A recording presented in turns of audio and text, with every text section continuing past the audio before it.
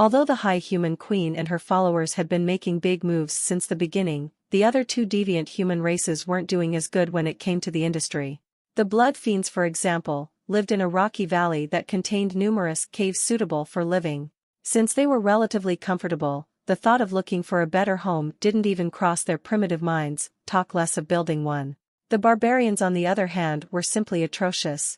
There were barely any caves in their territory and only the strongest warriors were allowed to occupy them. The rest of the barbarians slept out on the floor or on soft non-poisonous bushes that had not already been taken into the caves. Sometimes, you could even catch someone sleeping on a tree. At least their powers were making progress and both sides had even started forming battle styles and tactics. However, the barbarian chief was in the second stage of the core refinement realm, Realm 3 for enlightened beings, and could in no way compare to the crying ghost who was in the first stage of the soul refinement realm, Realm 4 for enlightened beings. It couldn't be helped. Although the barbarians didn't need to absorb essence from the atmosphere like humans, in fact they couldn't. They were more like human-shaped beasts and gained strength the same way beasts do. The competition around them was way too high and they were unable to secure the majority of the resources. They couldn't even go after the weaker herbivores because they were all protected by Dodo, the guardian of the eastern forest. The Blood Fiends, on the other hand, shared half of the south continent and had plenty of resources to go around. Acquiring blood to absorb was extremely easy for the crying ghost and he was one of the rare few that immediately entered the fourth realm when the barrier was released. The barbarians had quite a ways to go. On a tangent, the elves that were not too far away from them were doing extremely well. Using their queen's knowledge, they had been able to create all sorts of things that people from Eridel's homeworld would have recognized. A city that had somehow incorporated the giant trees in the vicinity was being built and there was even the beginnings of a palace. Surprisingly, there was also a building that looked like a shrine and it was surrounded by many guards and beautiful maidens dressed in pure white cloth that went in and out, no doubt a product that the elf queen had plagiarized from the memories she gained. The shrine had many carvings and images that seemed to depict water and a giant tree and it soon became clear what this whole shrine was about. The elves, including their queen, had taken Eridel Domicus as some kind of guardian god. Moving on, the other two hegemons of the central eastern forest were also doing well. Reiko had long since cemented his rule as Beast King of the southern region and had even gone outside of the forest to claim more territories. Nobody dared call him the pussy of the south now. Other than that, the guy seemed to be looking for love. He didn't even know he was. His whole thought process was to find another tigress that would make him feel happy and wouldn't be a burden in his life. He was apparently different from other beasts who only looked for powerful partners that could provide them the most talented children. But thinking about it, he was in the sixth stage of anatomy refinement and his brain was correspondingly very developed, so maybe that was part of the reason. In the northern region of the forest, Dodo had been living quite lavishly. With his stage 1 seeking beast strength, no one could compete with him and he had all the food and beautiful females that he could ever want. Reindeer, roe deer, white-tailed deer, cheetal, Barasinga. They had all experienced his rod. None of them could escape his divine spear, not that they wanted to, and one by one they had all been felled, unable to last more than one exchange they had admitted defeat. The guy had even managed to impregnate other female elks. He hadn't succeeded with crossbreeding, creating one of the first divine beast families that would enter the records of history as the Glacial Saint Deer clan. Although his name was simple and even moronic, he was one of the most qualified philanderers in the entire world. But since the topic of philanders had been brought up, the South Continent must once again be brought up. But first let's talk about greater demons. Greater demons are monsters who had reached the fourth realm and had gained enlightened forms, enabling them to absorb magical energy or whatever essence from the air to supplement their killing essence. But wait, that was not quite true. Because when a greater demon came to be, all the killing essence within them coalesced into the center of their chests and formed something called a demon nucleus. They also gained mana circuits that circulated round their entire bodies no matter what form they were in. But here's where it got interesting. All the magical energy that they would begin to absorb and all the killing essence that was priorly in their bodies would be converted into something called demonic energy. When any kind of essence was refined in their demon nucleus, this was the energy that was formed. It behaved like mana, yes, but it was not the same mana that other life forms had at all. It was much more dangerous. On top of that, demonic energy was very corruptive. It had the tendency to convert anything that could withstand it into something more suitable for its purposes. So when a whole bunch of demon kings around the continent enter the fourth realm, it's not hard to think of what would happen to the magical energy in the vicinity. Sooner or later, the whole continent's magical energy was going to be replaced with demonic energy, making the continent the absolute paradise for monsters. It could also be said that it might even become one giant sacred land. But back to the topic of philanderers. Most greater demons were sensual and were very enticing to the majority of enlightened races and those with enlightened forms. Demon kings and especially the emperor himself were even more exceptional in this regard, and it was very easy for them to seduce people with their looks and charm. On top of that, they had higher libidos than regular monsters of the first three realms, so it wasn't rare to see orgies taking place out in the open. On a day-to-day basis, greater demons were either committing bloodbaths or, ha ha ha ha ha. But thinking of all this open sexuality, it would be very interesting to see what would happen when the monsters met with the legendary birds on the West Continent who valued purity more than anyone else. The Pure Phoenix Clan, the Ice Phoenix Clan and the Purgatory Clan, Purgatory Vermilion Birds. All of them were doing well even though the dynamics of their equality had broken. Although Chad still possessed bottomless hatred for the honorable brother, he had always been kind-hearted, so he didn't extend his vengeful claws to the Ice Phoenixes. Instead, he took them under his wing as something of a subsidiary clan, forgiving them for the countless losses that the war has caused. And although they were occasionally bullied by the Pure Phoenixes, they still lived in a state of peace that they had never seen before. They had always been involved in minor wars before the major one since the day they were born, but now it was finally over.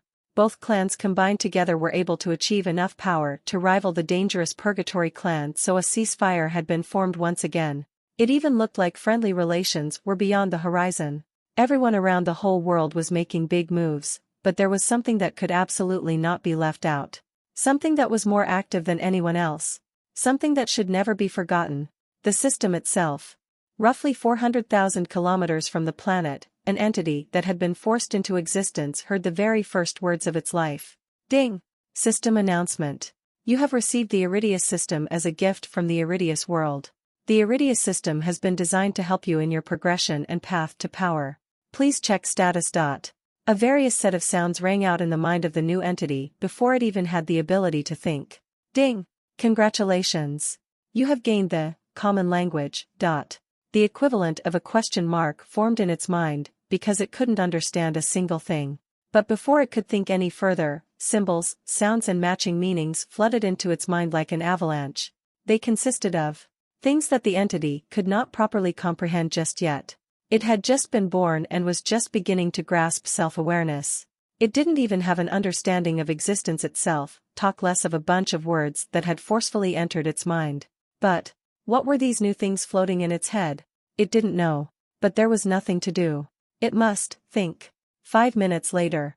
Words. Confusing. It had just deciphered the concept of the conundrum that called itself words or language. It was quite weird. The system congratulates the host's comprehension speed. Please check status. This thing again? Congratulated. Why? Comprehension speed, fast? How? What is status? The entity's thoughts flickered from one to another, having only questions to ask and no answers to answer. Ding! Status. Name, none. Titles, none. Race, living moon, anomaly. Cultivation, none. Anomaly stage, neophyte. Combat strength, unknown. Contracted apostles, none. Contracts, 0/2500. Affinities, moon, 100%, gravity, 100%, earth, 100%, metal, 70%, water, 100%, ice, 80%, wind, 30%, fire, 50%, light, 100%, life, 100%, creation, 10%. Elements, earth, metal, water, wind, fire, light. Laws, moon, 100%, gravity, 20%, earth, 50%, water, 10%, metal, 30%, light, 5%, ice, 5%, life, 1%, creation, 1%. Innate skills, contract, spirit sense, siphon essence, appraise, elemental manipulation, geographical creation. Too much. Must think again. The entity that had now been shocking revealed to be the moon itself could not understand a majority of the words that had been presented before it. So it decided to think some more. 7 hours later. Still not understand all, but spirit sense, is this? The moon felt shock for the first time as a world of images flowed into its mind. The first thing it saw was a large expanse of pearl-white rocks that curved around to form a beautiful spherical shape. It could instinctively tell that this was its body, and a sense of comfort could be felt as it looked all over. In some places it could find faintly blue-colored things that were flat and most of the time circular in shape. For some reason they had an undulating appearance and it confused the moon. What, that? That is, lunar water. A type of liquid that forms on the moon. Oh. What, you? The Eridel system. Oh. The moon quickly found itself bored with the system and continued the exploration of its body. As it peered deeper, it managed to witness the way the lunar caves under the surface twisted and turned like a maze until it found something that it could feel was very important. What, that? That is your core. The moon's core. Moon? Yes. You are the moon. Oh. The moon felt like it had quite a lot to learn. South continent, southern region, unknown forest. Somewhere in the southern region of the continent, there was a peculiar forest that stood out from any other forest in the continent. Apart from the plant life, there was no other life to be found at all. No beasts, no enlightened beings, no monsters, and not even any insects. But it didn't take much to understand why. Disregarding the unholy amounts of blood that lay splattered on almost every surface of the forest, there was a disgustingly thick and frightening aura of death that positively radiated out of every inch of its domain. It couldn't be seen, but anyone who could step within a mile of the forest would definitely feel a chill run up their spine. Clearly, anything that had lived here before had either died or fled long ago. But if you knew who used to live in this forest, then it would become natural. Of course everything here had died, and no wonder there was so much blood. This was the forest in which the blood fiends had originated from. However, in the center of this forest there was a strange tree. Although it looked like the many other trees around it, being 10 meters tall, regular brown-colored bark and green-colored leaves albeit splattered in blood, there was something that set this tree different from the others. And it was the oceans of magical energy that was flooding into it. Very quickly, the tree started changing in appearance. Its height ballooned as its branches thickened and stretched out, its roots beneath the earth reached out in all directions like tentacles, and its bountiful leaves became more vibrant. Going by this series of events, the magic tree seemed to be evolving into a spirit TR. Something changed. Suddenly, the dry blood that had been coating its surface seemed to be revitalized with life. It had once again become liquid in nature and luminously crimson in color. But no one but the omnipresent system was there to witness such shocking events before the blood disappeared into the tree. The tree had somehow absorbed the blood on its body. But it didn't stop there. As the magical energy kept coming, the tree got bigger and bigger, and the amount of blood it was stealing from the forest increased. On top of that, as it absorbed more blood, the color of the bark became darker and the color of the leaves became more crimson. The aura around the tree also became more and more menacing, as if a terrible spirit was emerging within it, and it soon became clear why.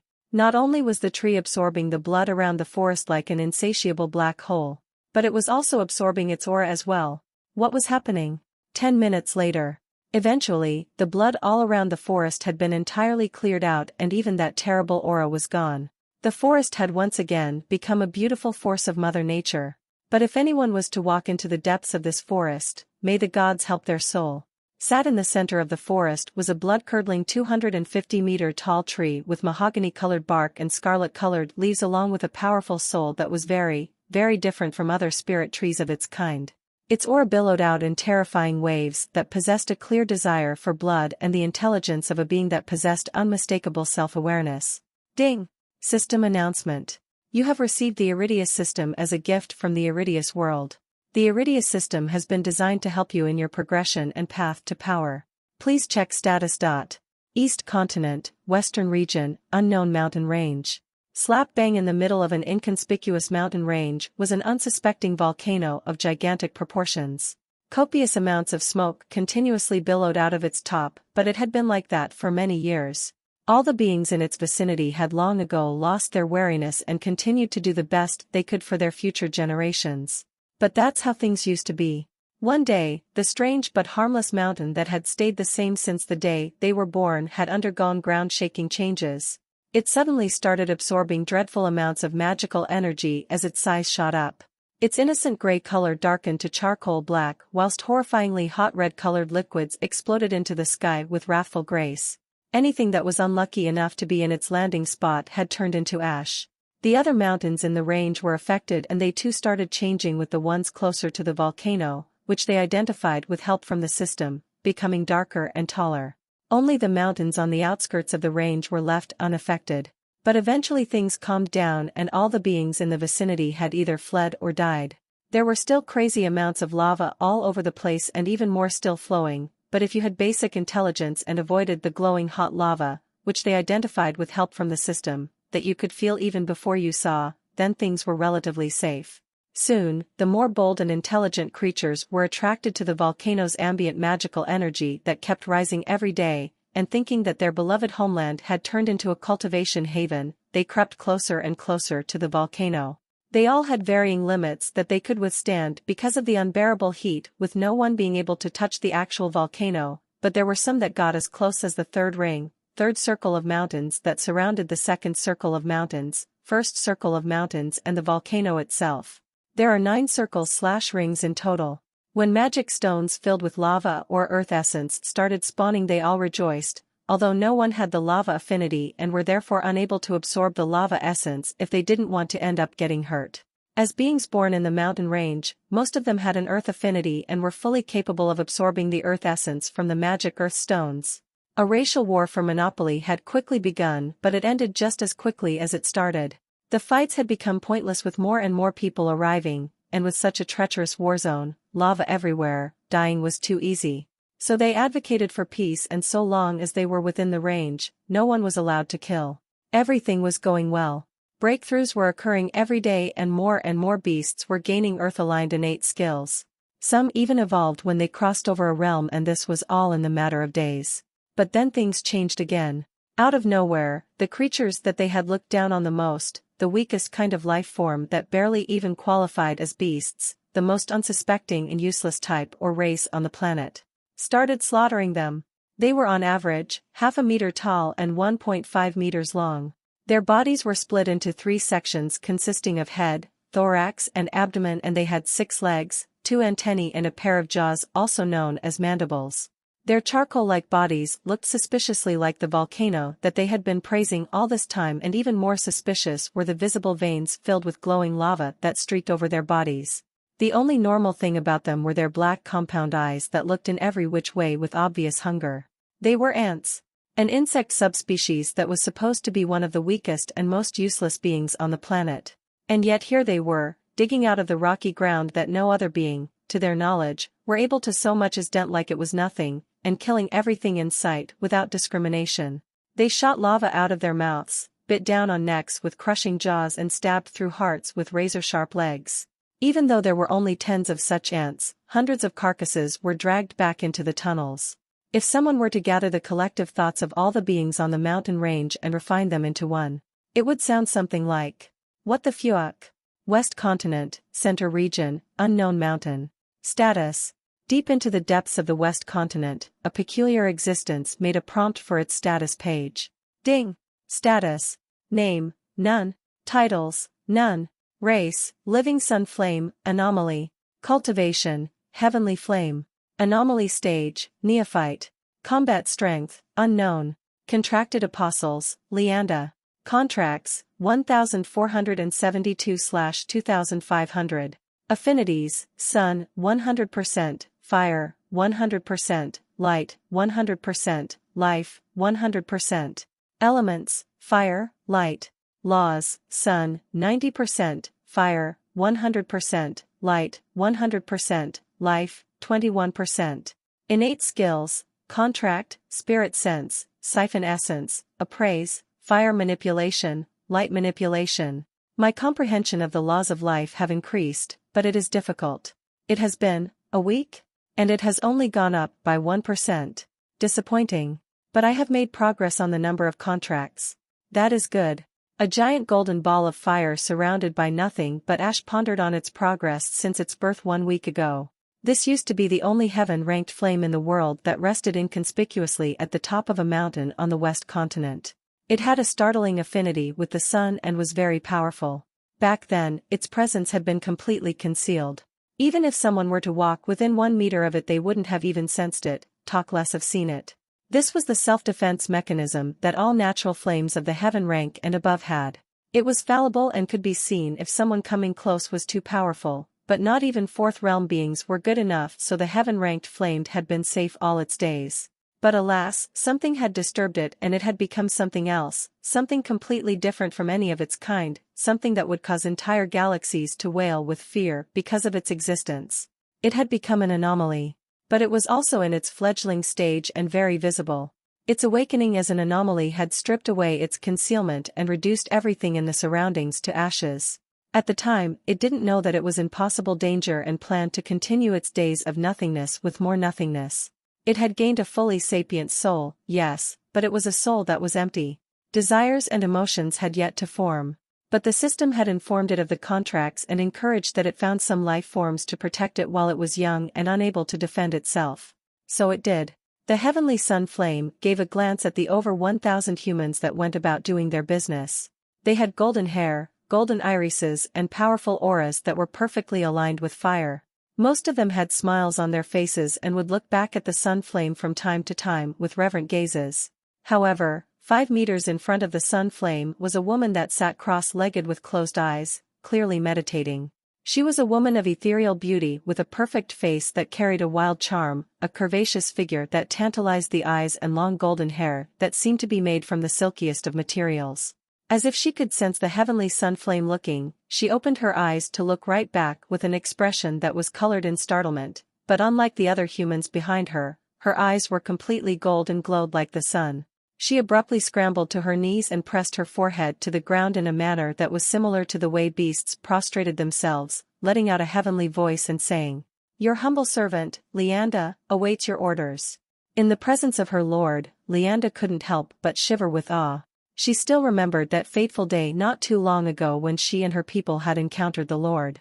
That day, her tribe had been in a very perilous situation. Their stressful yet peace-filled days had been torn apart by the arrival of beings they had never seen before, predators. Before then, they had never seen a predator in their life. They had only seen the docile herbivores that paid them no mind so long as they weren't trying to contest for resources. Although they had to struggle every day just for scraps, they had never been in danger, and to a certain extent, they were able to prosper. Alas, such days were never meant to last. Their territory was invaded by groups of predators that slaughtered them like insects. There were wolves, bears, and the worst, eagles. 3 whole races of the likes she had never seen before. By then, the herbivores had long run away. Even though her tribe had tried to follow in their footsteps, they would never be able to keep up with the speed of beasts. One by one, her brethren were culled until only a little over 2,000 were left. From 32,000 plus healthy humans to just a bit over 2,000. The thought still gave her heart a terrible ache. But gripped by desperation, she had steered her tribe to a land that had quickly become forbidden to all things. A few days before then, there had been a terrifying explosion at the peak of a tall mountain. Everything on the mountain and even 2 miles outside of it had been obliterated with only scorched charcoal and ash remaining. Naturally, nobody dared to get close. They didn't even care about the rising ambient magical energy because it didn't matter if they were killed. Leanda had also thought the same, but they were going to die anyway. And if they were to die on that mountain, then they hoped that whatever killed them decided to kill those blasted predators too. So she forced her tribe up the mountain. That was when the predators finally stopped chasing. They had already killed so many and didn't necessarily need to run into dangerous lands just for small returns, so they decided to return and arrange their spoils. Leanda remembered being overjoyed by the beautiful turn of events, yelling for her tribe to halt, halfway up the mountain. Unfortunately, she didn't see the eagles coming. Even if the wolves and bears couldn't afford the risk, the same couldn't be said about the eagles, who possessed the ability to fly. They were very capable of swooping down quickly and fleeing back into the sky with prey caught in their claws. And that was what they did. It was only when her tribe had gotten 8 out of 10 of the way up the mountain that the eagles had decided that continuing was far too risky. Probably wary of the extreme heat that had only got hotter the higher they got. But at this point over 500 more of her brethren had died. She was so angry, and it was only that anger that prevented her from retreating when she made it up the mountain. She wanted revenge, but she could only acquire it if she survived. At that time, she was unable to reason well and failed to realize that anything that hot from so far away wasn't something that anyone could freely come close to. That was when she met her lord, the descendant of the sun, the embodiment of all that was sacred, the epitome of power itself, the heavenly sun flame. She still remembered that even from half a mile away, she had been struck with awe, almost prostrating herself with reverence at the magisterial aura of the flame. Thinking back on it, she felt like a fool for not kneeling straight away. Back then, she had actually thought she had been unworthy of witnessing such a beautiful existence, even thinking that she would be smited in the next moment. But no, her great and merciful Lord was not such an unfair existence. Something completely beyond her wildest expectations occurred in that moment. Something that changed the fate of her and her tribe forever. Ding! System announcement. You have been offered a contract by the Heavenly Sun Flame. The Heavenly Sun Flame would like to make you an apostle in exchange for eternal servitude, protection and a copy of your memories. Do you agree? She had been so stunned back then. But even though she didn't understand what was going on, she could tell that she was being offered something. A gift from such a mighty existence was definitely something that could benefit her and perhaps her whole tribe. On top of that, if she was the servant of such a figure, wouldn't that mean that she would have a powerful backer? She obviously accepted. But she was certainly not ready for what occurred next. Ding! Congratulations! You have made a contract with the Heavenly Sun Flame. Congratulations! You have become the apostle of the Heavenly Sun Flame. Congratulations! You have gained the Heaven grade, Sun Apostle physique. Congratulations! You have gained the Earth grade, Heavenly Sun bloodline. Congratulations! You have gained comprehension of the law of fire. Congratulations! You had gained the title, Heavenly Sun's First Apostle. Congratulations! You have been named, Leanda, by the Heavenly Sun Flame. Congratulations! Your mana has been reforged by the laws of fire. Congratulations! You have entered the third stage of body refinement. Congratulations! You have entered the fourth stage of body refinement. Congratulations! You have entered the fifth stage of body refinement. System notifications rang out in her head continuously as she was engulfed in golden fire. Present time. Ah, I still remember the fantastic rush I felt. The ethereal concepts of the law of fire, the amazing body I was granted and my name. My Lord is indeed the most amazing thing in existence. Who would have thought that the abysmal fate of me and my tribe would be changed in such a way? The Heavenly Sun Flame had even made contracts with the rest of her brethren even if on a lesser scale. They had only gained an Earth grade, Heavenly Sun physique, and an affinity with the fire element along with a small boost in cultivation. All in exchange for 10 years of servitude, protection and copy of memories. Quite different from her eternity, but it was them that had lost out, not her. But all of this is probably nothing to my magnificent Lord. I must make sure to pay him back in full. No, 2, 5, 100 times over. Leanda, your cultivation has increased. The androgynous voice of her lord resounded in her mind. Ah? Yes. I am now in the 9th stage of body refinement thanks to my Lord's grace. The magic stones that keep on appearing have been extremely beneficial to all of us. Leanda responded with the utmost respect clear in her voice, along with her face still pressed to the ground. Perfect. Make sure to protect me well. Yes, my lord. Leanda almost squealed with joy. There was now an anomaly on each continent. Eridel Domicus, the living spring of life in the central, Cleo the living storm cloud in the north, the unnamed blood tree in south, the volcano in the east and finally, the heavenly sun flame in west. It was surely a coincidence with the first two, but the 3 plus more afterwards? What was the system's Eridel's aim? Even the moon had been granted life as an anomaly and nobody could predict what it would do. There were many beings in existence that wielded the moon laws to strike down their foes with heavenly might, but no one could use the full extent of a moon's power without the help of terrific runes and heavy sacrifices. But here was a perfectly sapient moon that had no restrictions whatsoever on the power it could draw out from its own body. Terrifying. The whole entire Iridius world was terrifying. Groundbreaking and absolutely rule-breaking phenomenons had repeatedly taken place all over the world ever since Eridel's arrival like it was nothing.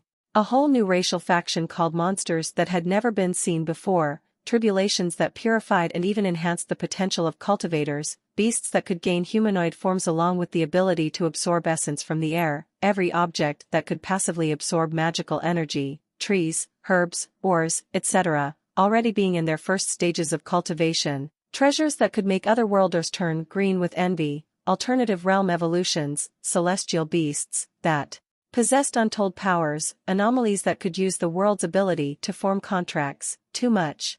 This world was too much.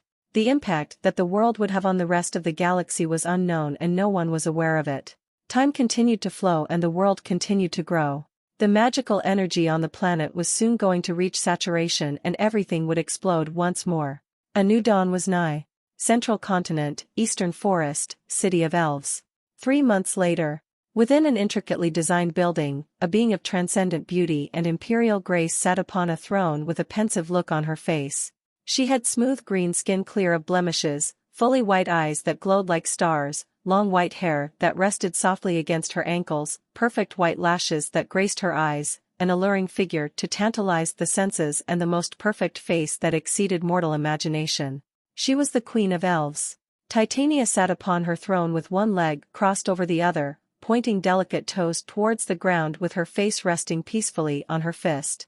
Although her clothing seemed to consist of 2 white pieces of cloth that wrapped around her chest and waist respectively, none of the people moving about around her gave her a single vulgar look.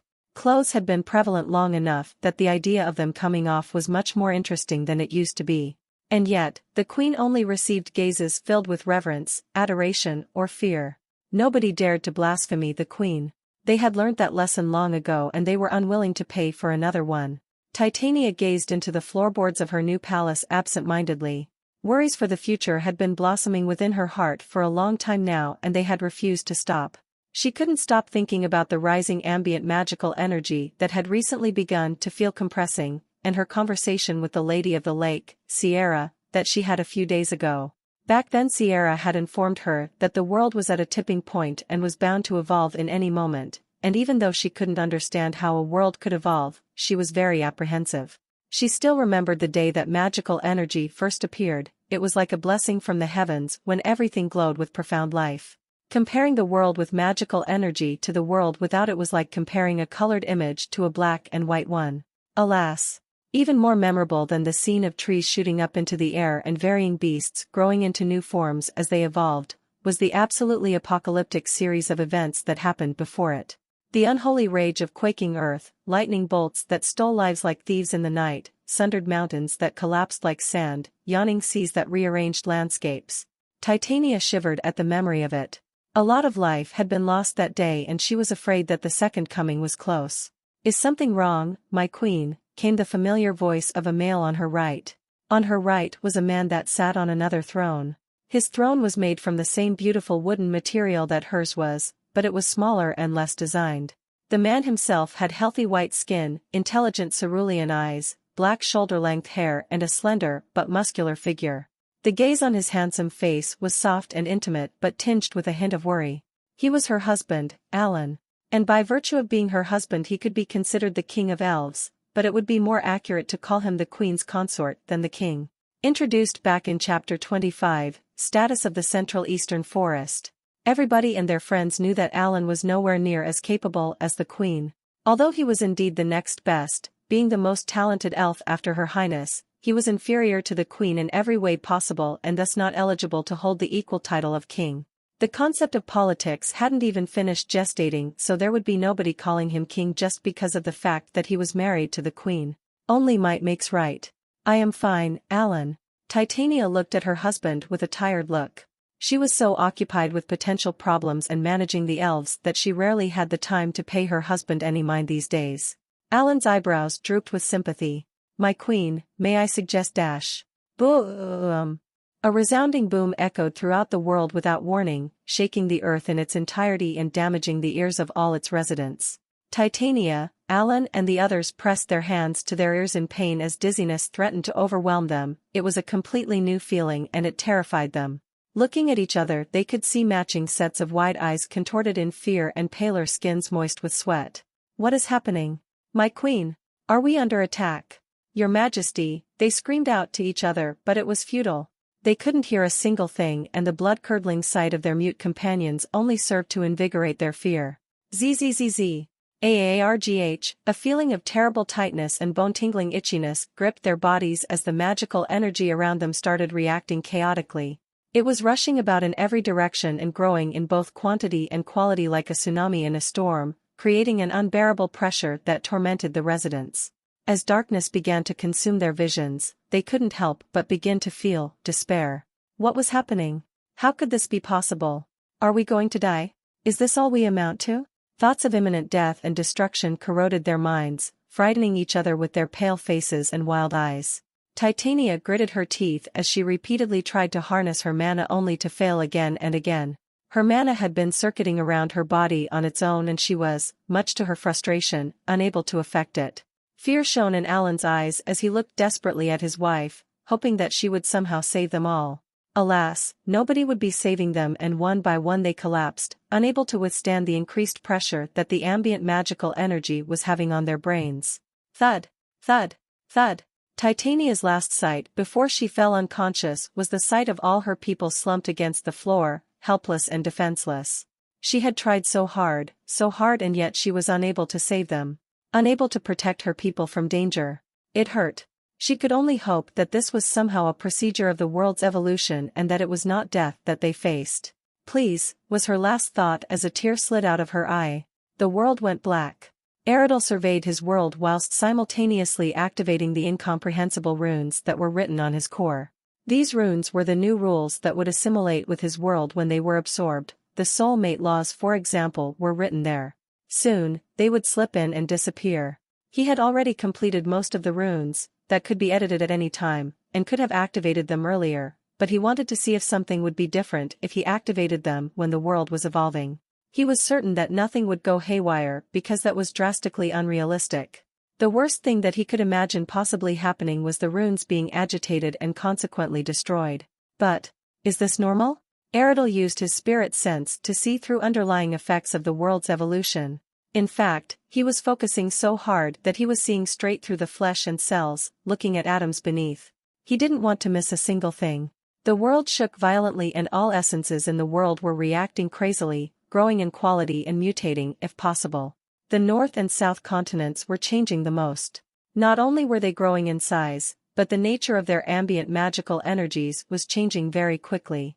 The demonic energy in the South continent was quickly corroding the nature of the pure magical energy and converting it into more demonic energy. Even the main territory of the blood fiends, which had recently turned into a sacred land that free-released blood essence, was being assimilated with demonic energy. But wait. That wasn't quite true. It was looking more like they were combining and becoming something else? Demonic blood essence? Yes, that must be it. It was similar to the mutated killing essence that a few of the rarer monsters like Azura had. Ah, indeed, Azura's savage earthen ogre territory that was also a sacred land was having its earth-killing essence converted into demonic earth essence.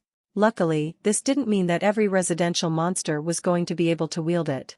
They could absorb it, yes, but they would have to be Realm 4 greater demons to do so. Everyone below that would have to kill as usual. However, Eridel wondered how the fiends would cope when there were more Fourth Realm savage earthen ogres. How scary. Over in the North Continent, the situation wasn't quite as impressive. But there was a new undead energy that was pervading the territories of the undead. This energy was different to the undeath essence that their residents were used to but could be considered as a product of that very same undeath essence finally corrupting the ambient magical energy.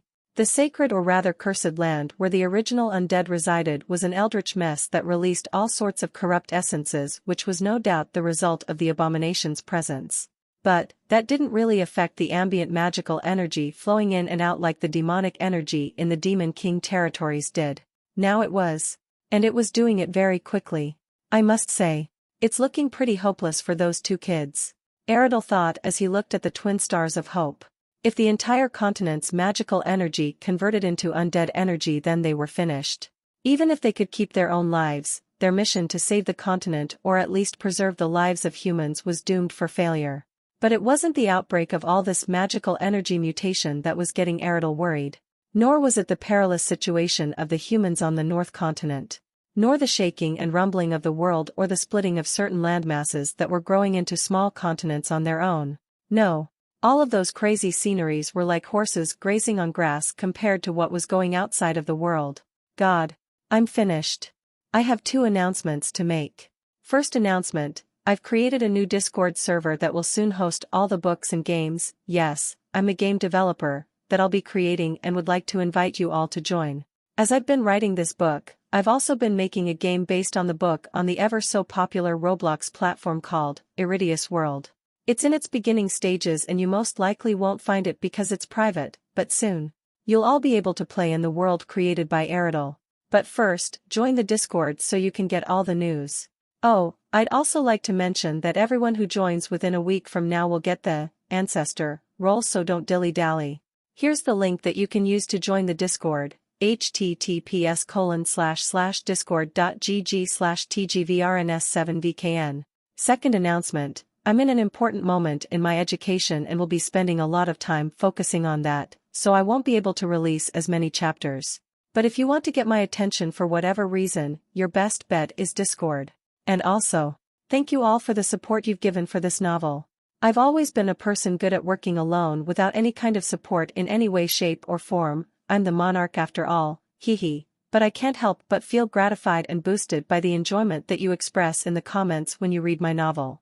It's a pretty amazing feeling. So thank you. Was that 3 announcements? Eridel could not for the life of him believe what was being presented before his metaphorical eyes as fear cascaded his soul.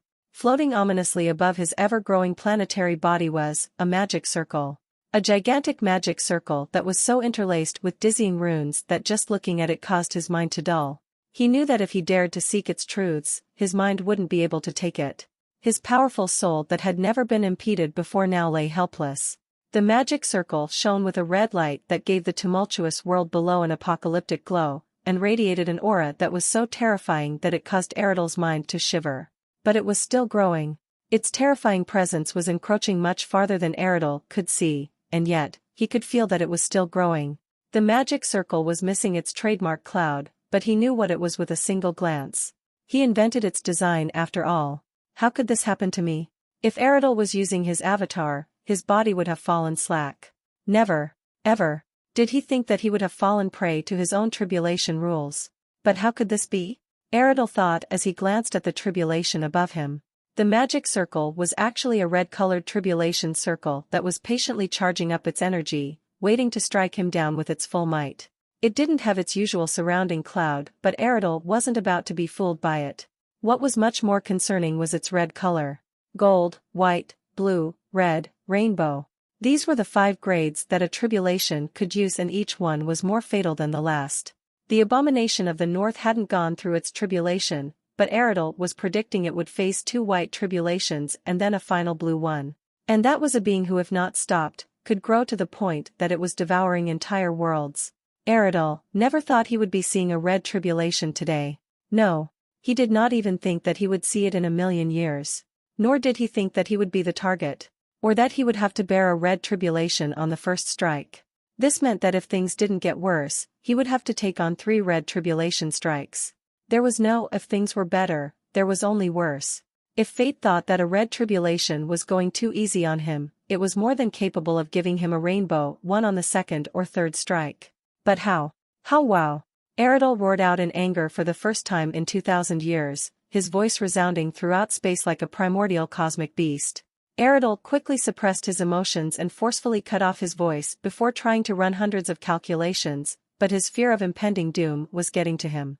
Yet it was at this moment that he recognized the difference between his emotions during the time he was forcing primordial essence into his planetary core to awaken magical energy, compared to now. He had always had suspicions, but now, in this terrible moment of fatality, they were confirmed. His instincts as a world was overpowering his will. Or at the very least, they were having a heavy influence on his actions. A world's primary instinct was to evolve at all costs, and in the face of this overwhelming desire, death was a paltry consequence for failure. It all makes sense now. It was that stupid will that drove me to do something so foolish as to destroy my core for the mere chance of awakening magical energy. But now, there's an absence of the will despite the situation being even more dangerous than the awakening.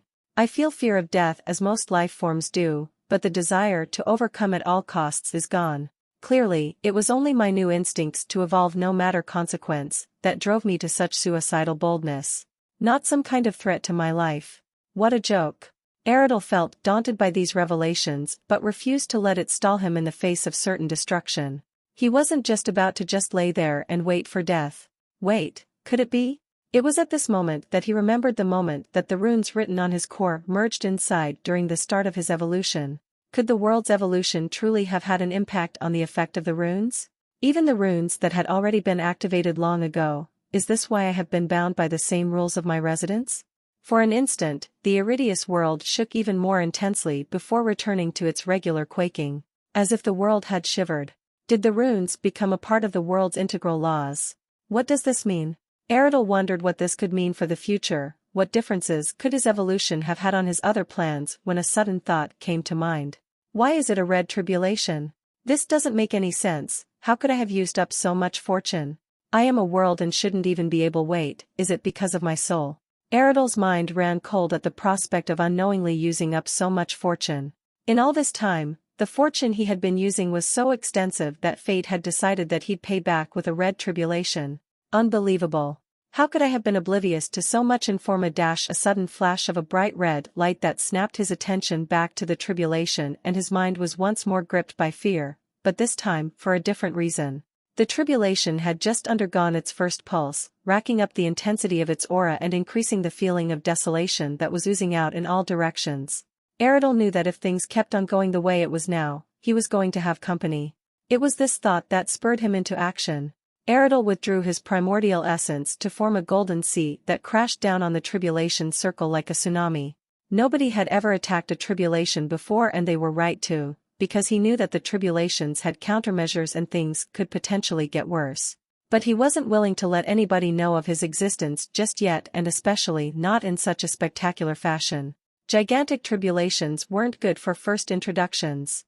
The golden sea crashed into the magic circle with chaotic ferocity, causing the circle to develop cracks that deepened the more primordial essence was poured on. Eventually, the light being emitted by the circle stuttered out like a dying light bulb as its daunting aura vanished. Clearly, it had lost power. Krish! The enormous magic circle that was twice the size of the entire world shattered like glass, raining down softly like red snow. The sight was eerie and ethereal, yet absolutely beautiful. It was definitely a sight that could cause minds to stall, especially when it was surrounded by the infinite cosmos. But Eridel didn't dare to admire it. Quickly, Eridel thought as he summoned forth even more primordial essence. The golden sea grew to terrifying scales that slowly morphed in shape, becoming a dome-like force field that encased the world, moon and magic circle. Annoying, Eridel thought as he looked at the biggest mana construct that he had ever crafted.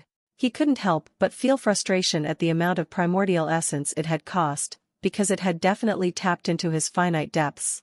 This was completely incomparable to the small cages that shackled the laws of destruction. At the very least, this should stop anyone from sensing what's going on, allowing me to dash. It's coming. The shattered magic circle pieces that looked about to vanish suddenly brightened up like crimson stars and froze in the air as if time had stopped. It was like red fireflies had been frozen in mid-air, and the disturbing sight caused Eridel's thoughts to stutter. Not because of the view but because of what he knew was coming next. Zoom! A sound that suspiciously sounded like time reversing boomed throughout all the space within Eridel's barrier as the magic circle particles began floating back to where they came from, getting brighter and brighter as they did so. Never would I have thought that I, Eridel, would become the first victim of my own trap. How ludicrous. Eridel would have laughed at the thought, if it wasn't reality. A very perilous reality. The broken pieces became bigger and bigger as they connected and fused with others, but Eridel could only watch in silence. 5 minutes later, the tribulation circle was back in place and good as new, except there was something that was blatantly different. Fuck, Eridel groaned in his mind. By now he had already come up with a few scenarios that could possibly help him to survive the ordeal in one piece and maybe even gain unknown benefits. The tribulation's purpose wasn't to simply hurt you after all. But, he knew he was about to enter a world of unprecedented suffering. He was about to experience a pain that he had never in his life experienced before, and if he managed to survive he was sure he would never forget it. Floating above his planetary body was a tribulation circle that was 5 times bigger than before, positively glowing with mind-crippling power. Eridel knew it was coming. The countermeasures that came with attacking a tribulation were not defensive but instead extremely offensive. He was aware of the fact that there would probably be a time where sons and daughters of heaven that were blessed with peculiar abilities capable of damaging the tribulation lights would be born sooner or later, so he had decided to install some defensive measures just in case. At that time, he remembered thinking. Flash, the tribulation circle pulsed. Eridel felt a feeling akin to racing blood, but he kept his silence. At that time, he remembered thinking something along the lines of, "Let me see if any one of you would dare to overcome fate. There's no escape." Now, he couldn't help but feel like a fool. Flash, the tribulation circle pulsed. At this point the tribulation circle was flat out vibrating, struggling to compress the boundless amounts of essence that it was gathering. Eridel didn't even know where the energy was coming from, but it was most certainly not him. He felt that if he could comprehend the runes being used on the circle, then he could. Flash, the tribulation circle pulsed. Eridel's mind lit up as he burst into action, forming around his body another defensive dome that he compressed to the extreme. If one was to look at it from the outside, they would think that they had lucked upon some world-sized gold. Boom! A red pillar of light burst out of the tribulation circle and crashed into the shield with its full might, instantly causing cracks to spread along its surface. NNNGH. Eridel groaned out loud as unholy amounts of pain assailed his soul in repetitive waves. It felt like he had been staked by blades of diamond all over his body, and his mind almost blanked. Straight from the white grade, tribulation started targeting the souls of the recipients, so Eridel wasn't totally surprised by the fact that just the pain of his shield cracking was causing him so much pain. But fuck me. I need to find a way to get rid of this, Eridel thought as the waves of pain finally fled his soul. He was dead set on making sure that he never again experienced a tribulation when a sudden thought came to mind. Without the tribulations, how can I pay back my fortune? Eridel thought as his thought processing speed started picking up. He decided to put the matter to the back of his mind before focusing on his planet, checking for damage. The world was still quaking and growing, having not finished its evolution.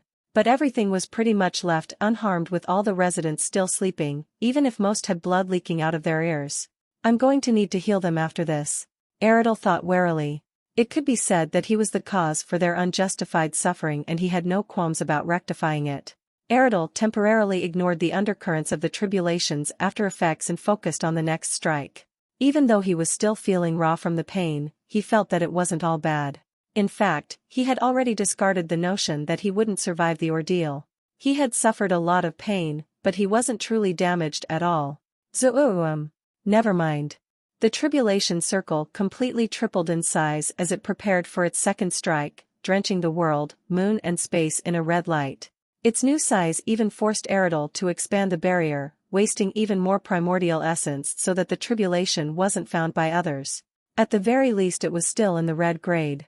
Still, Eridel feared that going by the course of events, there was a slim chance of the next one being in the rainbow grade. And if that happened, he would not survive it. His soul and the rest of the planet would be obliterated. A resident on his planet experiencing a rainbow-grade tribulation compared to him, the world itself experiencing a rainbow-grade tribulation, was utterly incomparable. The former was indeed unquestionably dangerous and had the power to turn whatever part of the world it landed on to be a dead magic zone for hundreds of millennia, but if a rainbow tribulation designed for a mid-grade world with the power of a high-grade world was to land, the world would vanish without resistance.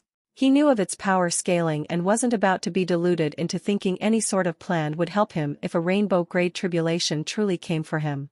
Even getting rid of the barrier to attract a powerful expert who would save the planet for his or her own gain wouldn't do anything. It would only make it worse. Anyone who received help during their tribulation would only make the power of the tribulation scale up to a tribulation that took into consideration both of their powers combined. Eridel had thoroughly checkmated himself.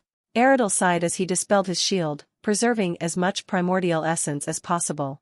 Flash, the tribulation circle pulsed. How could he have known that a tribulation would ever feast its eyes on him?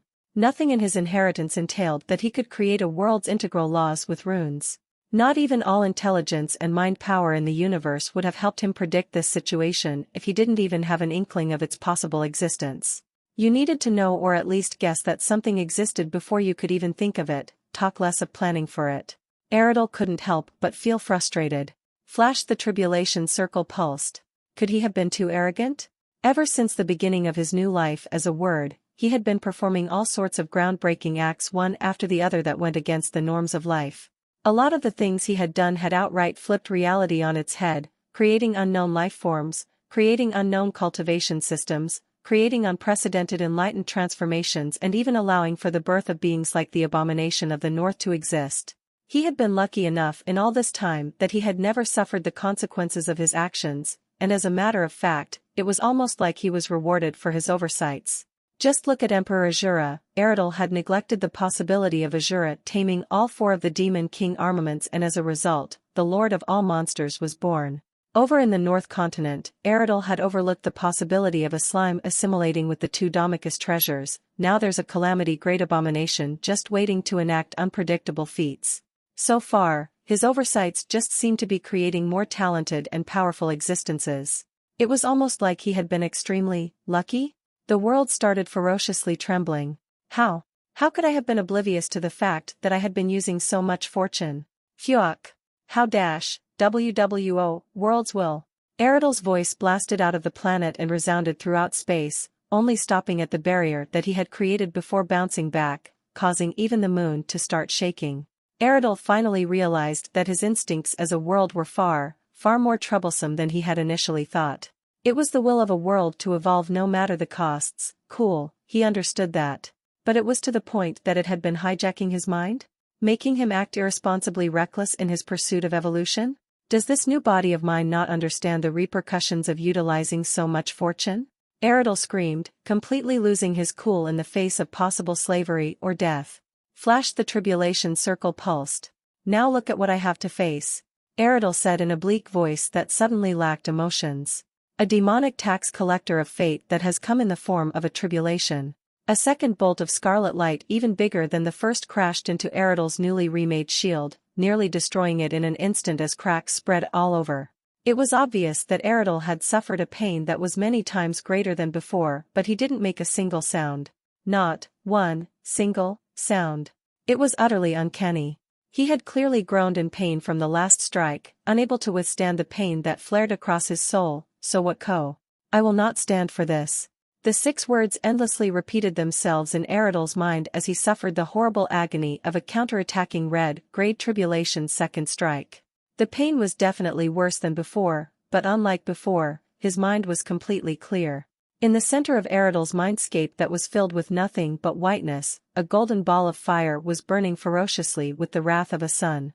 The ball of fire was increasing in size, and as it did, various vague intents could be sensed from it. Wrath, nobility, ruthlessness, freedom, dominance, peerlessness, dauntlessness, defiance, ambition, and more. This was the embodiment of Eridel's will. And it was growing.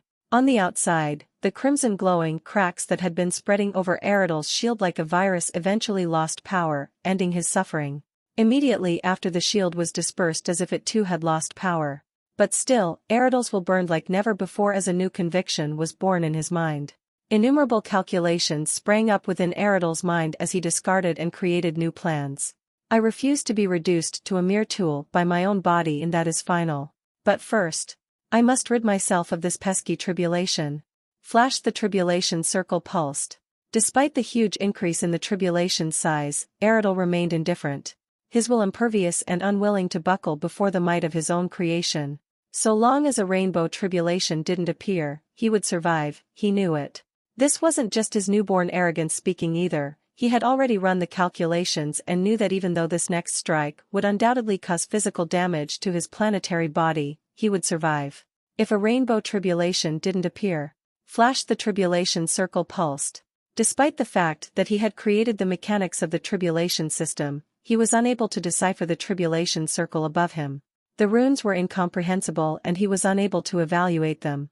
Even now they were morphing in shape, upgrading to fit the strength of the last and final strike that would either kill him or reward him. It depended on whether the final strike was red or rainbow-colored. The integral laws had hijacked his own concept and even improved on it, putting he, the creator, within the scope of its judgment.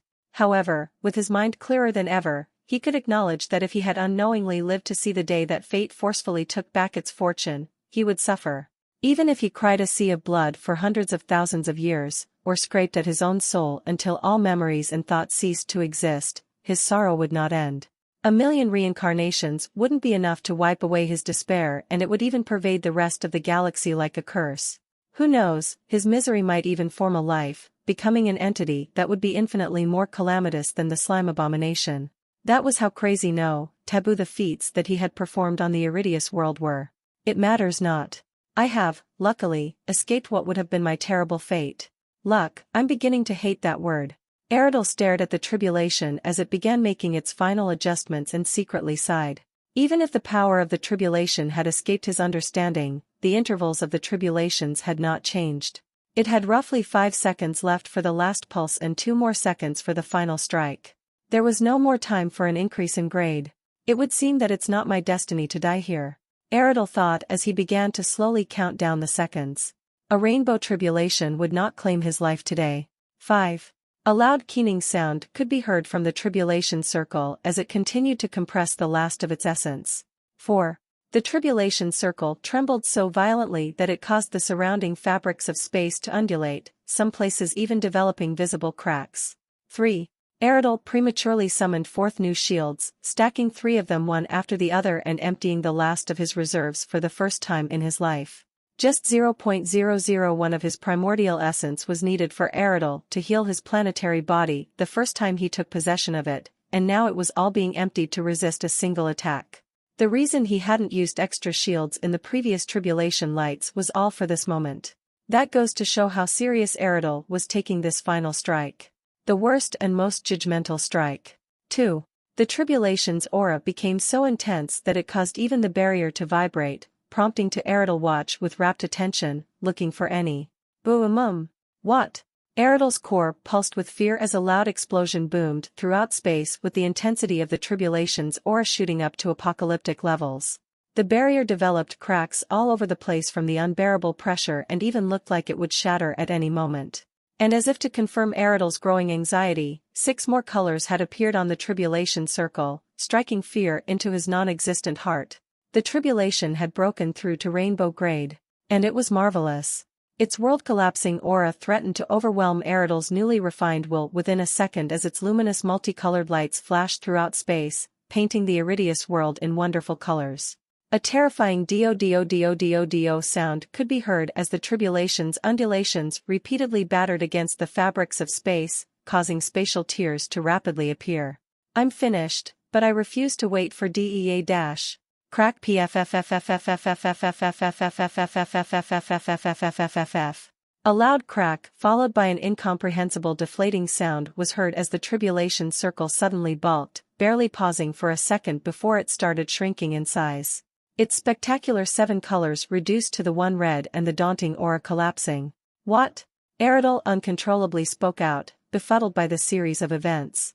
The tribulation didn't stop shrinking until it reached a size that was only double that of the second strike with the appropriate matching aura and color. What just happened? Bong! The third tribulation strike slammed into Eridel's set of shields. The first shield was unable to last for long and it shattered, causing pain to flare over his soul. But that was it. The last and final strike had been anticlimactically stopped at the second barrier. Eridel watched with disbelief as the tribulation peacefully dispersed into the air, vanishing from existence as if it had never been there before.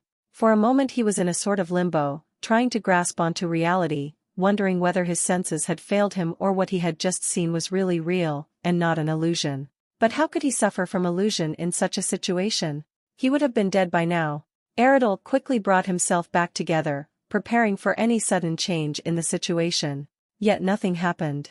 He was, however, quickly able to comprehend what he had just experienced and couldn't help but think how surreal the whole situation was. The truth was that Eridel had been practically touching the threshold for rainbow tribulation on the third strike this whole time, but wasn't quite there. This pretty much resulted in the tribulation being undecided, only beginning the transformation to rainbow at the last moment. However, that was a terrible moment to change grades. The final pulse before the release of the strike had occurred and disrupted the whole process, even causing damage to it and reducing the strength of the third strike to something that was even weaker than what he would have been given before the upgrade attempt. I couldn't have just used up more fortune, right? The concept of fortune was ambiguous. Even if you could tell that whatever crazy action you were committing was going to cost you fortune, you could never know how much. But Eridel was sure that he was fine. The tribulation had given its judgment and he had paid back in full. Whether or not being saved by the proverbial bell ended up costing him more fortune was irrelevant. He was safe. And now, he was fully interested in digesting the gains that he had won. Flowing about within his world core was a strange substance that looked like a ball of red mist, undulating calmly and seemingly possessing no threat. But as it swished back and forth, a piece of it would separate and fade out of existence as if it were fusing into the core. It was very peculiar and perhaps even dangerous if it turned out to be something harmful. However, despite the suspicious activities within the core, it remained stable and seemed to take the unknown energy in stride. But as things progressed, the rest of the world, which had just begun to experience a semblance of stability, once again burst into chaos. All manners of essence flew about crazily as they performed literal ground-shaking events that forcefully changed the structure of the world. The planet's increase in size that had been slowing down after reaching 5x bigger than before once again sped up as new continents appeared within. All kinds of natural treasures, including those without life, shot up in grade as the force feeding that had been going on for the last 10 minutes increased. Even the sentient beings were subjected to the buffet of essence, with most of them experiencing multiple breakthroughs. But by far the most hair-raising event was the folds in reality that occurred as the sky and ground warped, the fabrics of space visibly contracting as something grand took place. WHUM crack boom. Space shattered as the pressure of whatever it was trying to suppress finally overpowered it with a deafening explosion. And yet nothing came out. In fact, the fabrics of spaces soon restored itself with a few visible ripples before everything was settled once more. It was like nothing had happened in the first place. What was the meaning of this? Eridel let out a long sigh as he inwardly counted up to 10. He knew that he was going to pay dearly for the feat that was just performed, and there was nothing he could do about it. If only he knew what he knew now before he started introducing new concepts. He would have foregone the majority of them in consideration for his health, ensuring that his next tribulation wouldn't claim his life. But if it must be known, it was this very reality-bending phenomenon that he wanted to get rid of the most, the one concept he knew was going to come back to bite him. And what a vicious bite it would be. What use was a powerful world if that same power threatened its continued existence? But it was too late now. The deed was done and couldn't be undone. How aggravating, Eridel whispered. As Eridel continued to watch, the concepts that he had written into his core that had most assuredly become part of the world's integral laws, like the tribulations, were causing all sorts of fantastical events that did a lot more than what they were written to do. Colors flew everywhere as the essences that were so concentrated that they became visible did their work. Explosions and rearrangements of landscapes happened all over the place, strange existences popped into life, and Eridel wanted to palm his face, but he didn't have either of such things at the moment. All over the Iridius world, a large number of sapient beings were undergoing unforeseen changes, experiencing subtle adjustments to their bodies and even minds. But it was not an evolution. They became more handsome or beautiful, with a rare few who actually became more ugly. It wasn't anything drastic, a few tweaks here and there, an increase or decrease in height with a facial makeover, or a darkening or brightening of colors in their skin or hair. The changes weren't limited, and some of them were more notable than others, but it wasn't too grand. Nobody would wake up and find a new person replacing their friend. The changes to their minds were obviously not visible, and even if Eridel could detect it, he couldn't accurately judge it. But he was sure that it was minute. Why? Well, this was all caused by the Soul Mate Project. The imperative of the Soul Mate Project ensured that there would be two or more people that were perfectly compatible with each other. Sometimes there were people whose minds were too strange for one person to balance them. But that's besides the point. Soulmates were both physically and mentally compatible with each other, and when standing next to each other would look like a match made in heaven. Their powers complemented each other, and they even had a psychic connection with each other that was established when their bond was consummated. It was easy enough for laws of fate to take control and create unborn beings that were perfectly compatible with each other, but what about the ones that were already alive? Would they be forever without a soulmate? Would they be soulmateless? Well, no, they would not. Normally, as Eridel planned for, everybody would eventually get one, even if it was 10,000 years down the line. After all, if they ever lived that long, then there was a good chance they still looked youthful too. Cultivation did a lot of wonders. And so long as their mate was above a certain age, depending on what the era considered the age of consent, it was fair game. Other than that, Eridel planned to forcefully turn a few special couples, like Gabriel and Serakiel, into soulmates. Eventually, everybody would find their soulmates if they lived long enough to see them. But now, that had all gone to trash. Everyone would still get a soulmate. That was absolute. But when the soul-mate mechanics became a part of the integral laws, things changed. The new integral laws apparently found it necessary that rather than waiting for soul-mates to form naturally, it was more useful for the most compatible pairs on the planet in both body and mind. Magic affinity is considered as part of the body compatibility, to just become perfectly compatible, effectively making them soul-mates. This was why their changes to their mind couldn't be too big. They were already like-minded in the first place and the soul-mate integral laws only perfected it.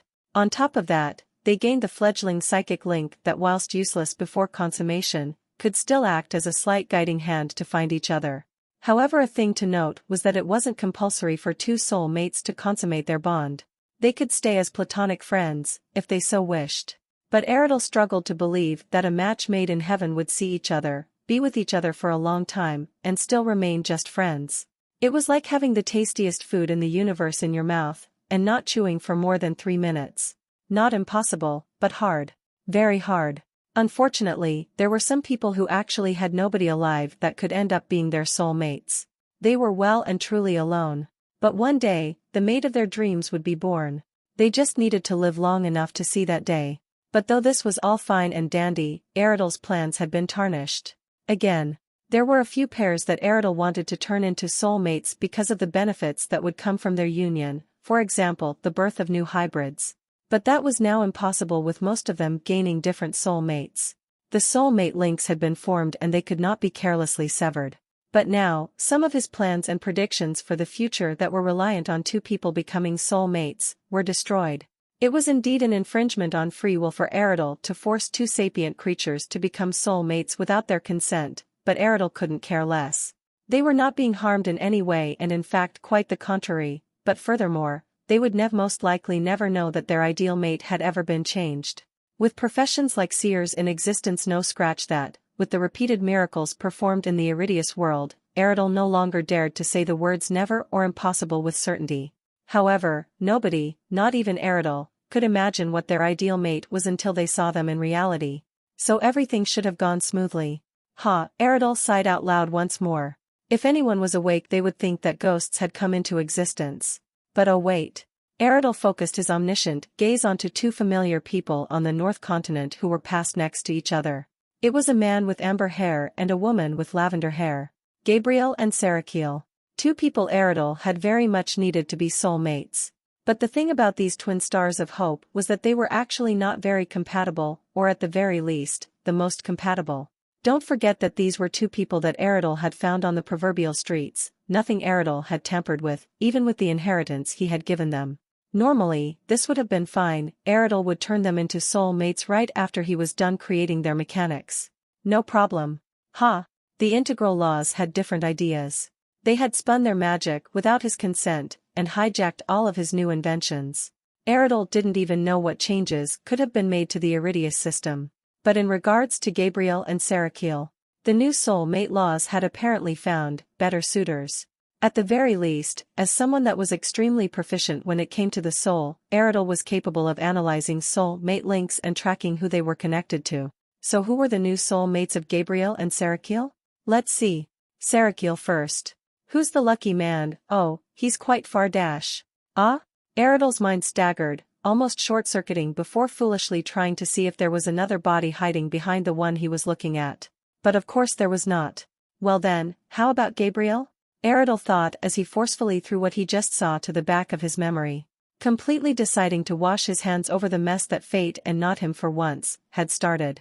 But he gave one last glance of pity towards Gabriel as if he was looking at a cuckold. So what does fate have in store for you my friend? East Contino. Oh. A high human. How nice, I wish you all the best. Eridel abruptly turned his attention away from the twin stars of hope, still a bit startled by what he had seen. But after a whole 10 seconds, he restored his lake-like calmness. That was how surprising the chosen soul mate of Serakiel was. Unbelievable, this changes everything. And it really did. Eridel now had to go back to the drafting plans and reevaluate his plans for the future entirely. The union between those two people was that reality bending, and if he didn't prepare. Eridel's thoughts suddenly went very silent as he noticed something changing in his soul. It was a string. A small piece of his soul was stretching out like a string, extending out in a straight line before stopping. Eridel wasn't a fool. He wasn't about to be shocked or confused about what was happening to him. Clearly, just like the tribulation lights, the soul mate project now had the ability to affect him, and the so-called string was actually a soul mate link. Eridel had a soul mate. But why did it dash? Suddenly, another soul link stretched out of his soul. 2? Haha, I'm quite Lou. Eridel's thoughts were once again interrupted by the creation of yet another soul link. And then another, and more. They finally stopped appearing after the 6th one. Eridel had 6 soul mates. Do I look schizophrenic for there to be 6? Eridel thought in slight surprise mixed with amusement. But although it was an exaggeration, it wasn't too far-fetched of a question.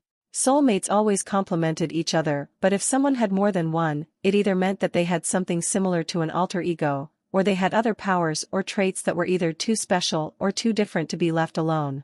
An example for this was someone who, for some reason, had a 100% affinity in both fire and water. If his or her soul mate had a corresponding affinity in fire, that would boost the dual wielder's powers with fire and actually imbalance them. But if that person had another soul mate with a corresponding affinity with water? Fair game. However, a lot of karmic luck went into it as well. Fate could have just as easily provided a soul mate with the same dual-wielding fire and water abilities, and it would have perfectly balanced them all the same. But obviously, the power obtained by the union of 2 was not as great as the power gained from the union of 3. It was karmic luck along with a few other things that allowed for the latter to happen, and not much could change that. So if you didn't meet the requirements, fate would just force what you needed into one person. But forget all that, Eridel was more concerned with why his soul links failed to lead to anyone. They were all straight lines that vanished into the distance and were much different to Sarakiel's soul mate link, which peacefully undulated like a rope in water, connecting to that person. Why did his soul mate links not connect with anyone? Could it be that they haven't been born yet? Or maybe they were not of this world? No, that could not be the case. They also could not be dead because the link wouldn't exist in the first place and I would be blissfully oblivious. Where? Eridel quickly checked on one of the residents on his planet that had not undergone any adjustments for a soul mate, meaning that there was no one on the entire planet that was compatible with them and their soul mate had yet to be born. Thankfully, his findings relieved him. My mates are indeed, what would the word be, unborn? Eridel thought as he looked at a male devil who, like him, had a soul mate link that vanished into the distance. Meaning that, they both had no no soul mates. That had been born. But Eridel honestly didn't know what to think of the situation. He had been provided with a whole 6 soul mates, with each of them supposedly filling missing blanks and empowering his whole being. However, how would that even work? Who on this planet was even capable of enriching his life? But more than that was, should he accept the liability of such a weakness? He knew the effects of a soul mate and what would happen to him if he lost even one. That was a whole 6 extra lives that he had to take care of at any cost. In this whole wide universe, talk less of what lies beyond, how could he make sure that they were all safe when things like curses and soul attacks that could be safely fired from any location if one were powerful enough was possible? And that wasn't even the worst of it. This wasn't one of those video games where you could farm monsters for EXP, easily gaining strength so long as you spent the time. No, this was reality. And there was risk even in the simple circulation of magical energy if you were not careful. His soul mates were most likely not fools, after all, they were his soul mates.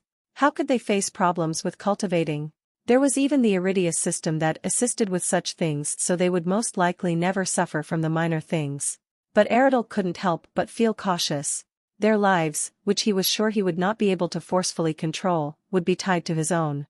It was a big risk. But speaking of the Eridel system, Eridel wouldn't be surprised if he invoked a status and it actually popped up in front of him. Or rather his world core. It would be a little strange for the screen to be hovering in front of his entire planetary body, but it was possible. All of his projects had been assimilated by the integral laws after all. He was half tempted to try it now and take it for a spin, but he had much more important plans to accomplish and he was done idling. But first, with a mere thought, Eridel's residents woke up one by one, rising from their slumber.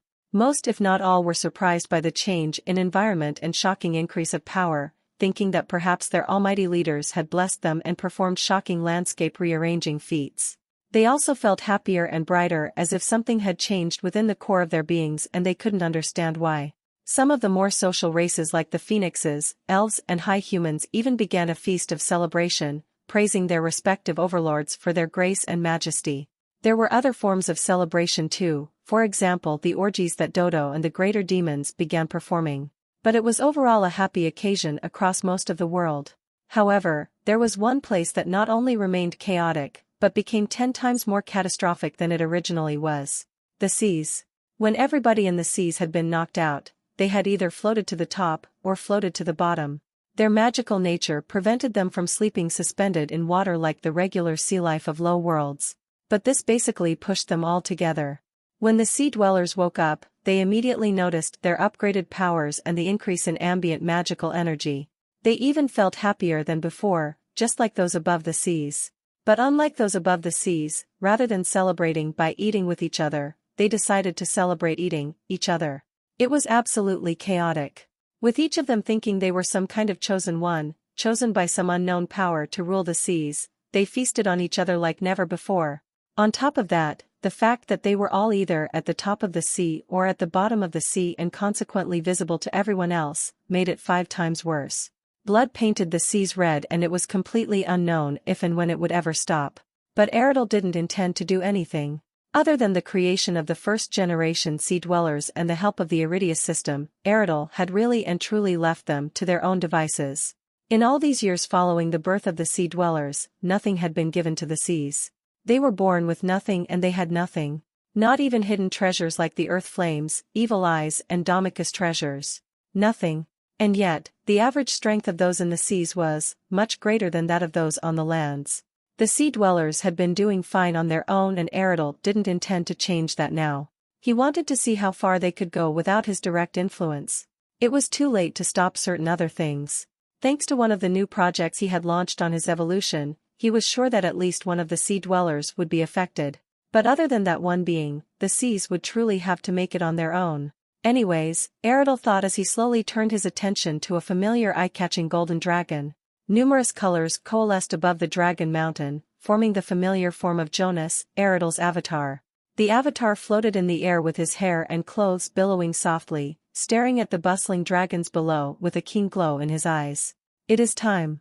Central continent, Western forest, Dragon Mountain. Gaia mindlessly walked down the Dragon Mountain with listless eyes, contemplating on all the time she had spent in this world ever since had risen from her slumber.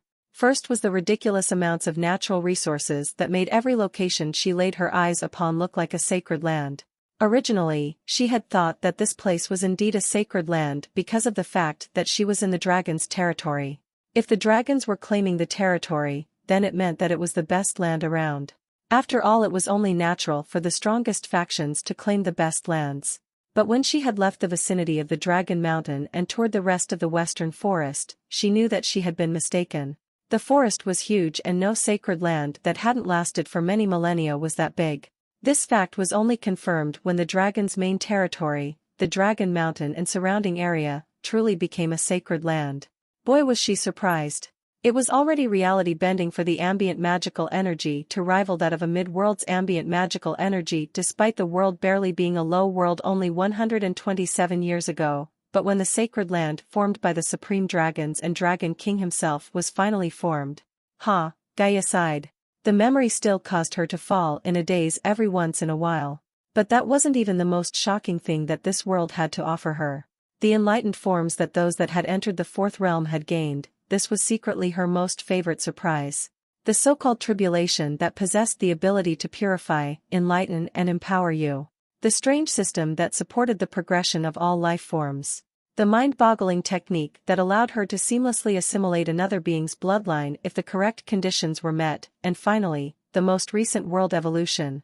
Ever since she had once again woken up from a forced slumber, she had been asking one question over and over like a mental health patient. How? How could a world reach a high world's level of strength from a low world in the matter of 127 years? This was the kind of thing that took billions upon billions of years. A feat that took billions of years completed in under 2 centuries. Nonsense. Gaia roared out, startling the dragons around her. Beasts gaining human forms, fine. Tribulations, fine. The Eridel system, fine. The world's evolution, ridiculous but fine. Perhaps some kind grand figure from one of those top-tier galaxies was performing something in this lowly world. But what is this thing that has attached itself to my soul? And why oh why did it make me so happy? Gaia thought as she growled in frustration. Pack. A sudden but gentle headbutt brought back her attention to those around her. Surrounding her were the few dragons that had been assigned to protect her, consisting of 8 elder dragons and 2 supreme dragons that had been following her for a long time now, even leaving the celebrative feast to accompany her on her walk. It was quite the impressive entourage, but that was how much importance the Dragon King had put in her. She was quite happy that the Dragon King didn't feel intimidated by the obviously higher quality of being of her and the other destruction dragons, and instead assigned protection and resources to them after recognizing their talent. She was very much in the know of how common it was for the enlightened races to get rid of talented individuals who might threaten their lives or positions in the future, talk less of the ever-so-territorial beasts. Tap. Gaia turned her head to the unknown sound that had somehow escaped her spirit sense, only to find the falling figures of her companions who had somehow lost consciousness, and the figure of the most handsome man she had ever met looking down at her with brilliant golden eyes and a secretive grin. Would you like to make a deal? West Continent, Pure Society, Unknown Underground Cavern. Deep within the depths of an unknown cave in the Pure Society territory, land of phoenixes and sanctuary of purity, a figure that had once gloriously soared through the air with feathers and fire of blue, culling the lives of the arrogant pure phoenixes and laying waste to terrifying purgatory vermilion birds, now hung helplessly suspended by golden chains of fire with not a single bit of previous prestige. It was the despicable brother of the West. The despicable brother who had taken the gifts of his liege and returned it with the spit of betrayal. How far he had fallen. Captured by the Phoenix King and stripped of his beast core, he had been unable to resist when taken to an underground cavern and shackled by golden chains, burning by day and healing by night. Suffering for long, long years that had scrambled his brain. How long had he been here? He no longer knew. But he could have sworn that a second down here was not the same as a second of old. Each second stretched as far as possible and they refused to show him mercy. But why? Why must it be like this? Is this the doing of the Phoenix King? Does the oh-so-fabulous King of Fire, Lord of the Skies and embodiment of all that is good, have no mercy?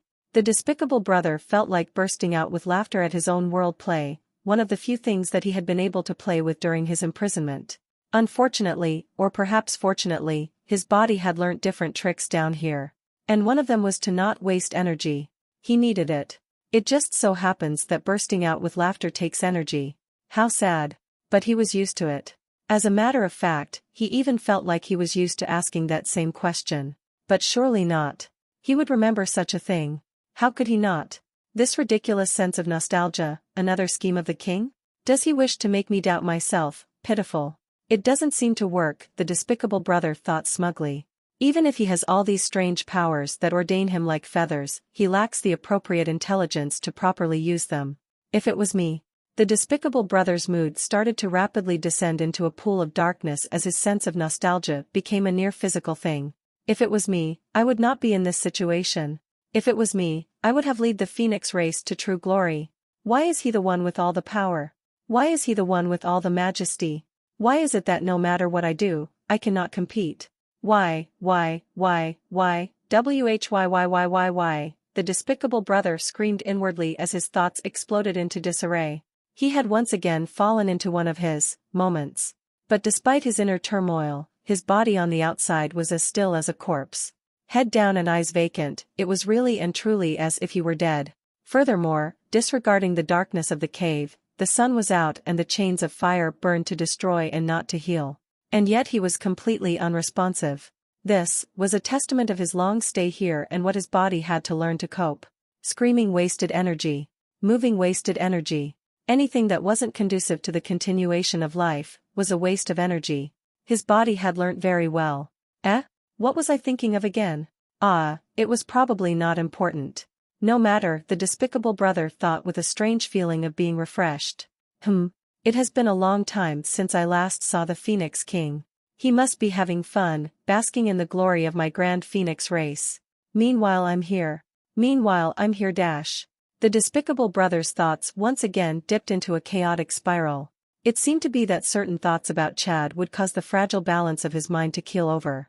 But then he would forget what he was thinking about mere moments later and narrowly dodge the fate of his mind completely collapsing. Obviously, this was another defense mechanism that his body had to install to preserve what little of itself that it had left. It was quite sad really. A mighty figure that had once lorded over a third of the West continent, had been reduced to a driveling fool that couldn't even maintain a serenity of mind for more than 5 minutes. Pitiful. But as mercy would have it, he would be allowed a moment of reprieve soon enough. His mind would clear and he would be the despicable brother again, for however long it would last. 2 minutes later. He does not deserve it. It should have been me. I was the one born with all the intelligence, I was the one dash. He was still going. 9 minutes later. Me. Everything belongs to me, the despicable brother roared inwardly. He was still going. At this point the despicable brother's body was twitching, moving for the first time in who knows how many years as his mind deteriorated like never before. Descending into uncharted depths of darkness that didn't show any signs of receding. And if this kept on going, the despicable brother was done for. 1 minute later. Mbz lasai Phoenix, Lord Fo Lael, Xing Ofk Alk, Rare. The despicable brother was finished. Coherent thought had left him and he had reached the point of no return. Any second now his thoughts would come to an abrupt end and his mind would dissipate like a candle light. But why? Why had his me? Boom! The roof of the cave suddenly imploded as what looked like a torrent of green mist flooded into the room, not even pausing for a second before charging straight into the despicable brother's forehead. Scree-ee-ee-ee-ee. The despicable brother let out a terrific scream as pain racked his very soul, sounding like a banshee that had clawed its way out of the abyss. It was such a horrible and sorrowful sound. Filled with desperation, agony and horror. Anyone who heard it might just be dragged to tears. Alas! Not only did the whole of the pure society hear it, but the rest of the world heard it too. The cry of a menace that wasn't done with the world just yet. Not only did the whole of the pure society hear it, but the rest of the world heard it too. The cry of a menace that wasn't done with the world just yet. However, fear and sorrow were not the only emotions that they felt in that moment.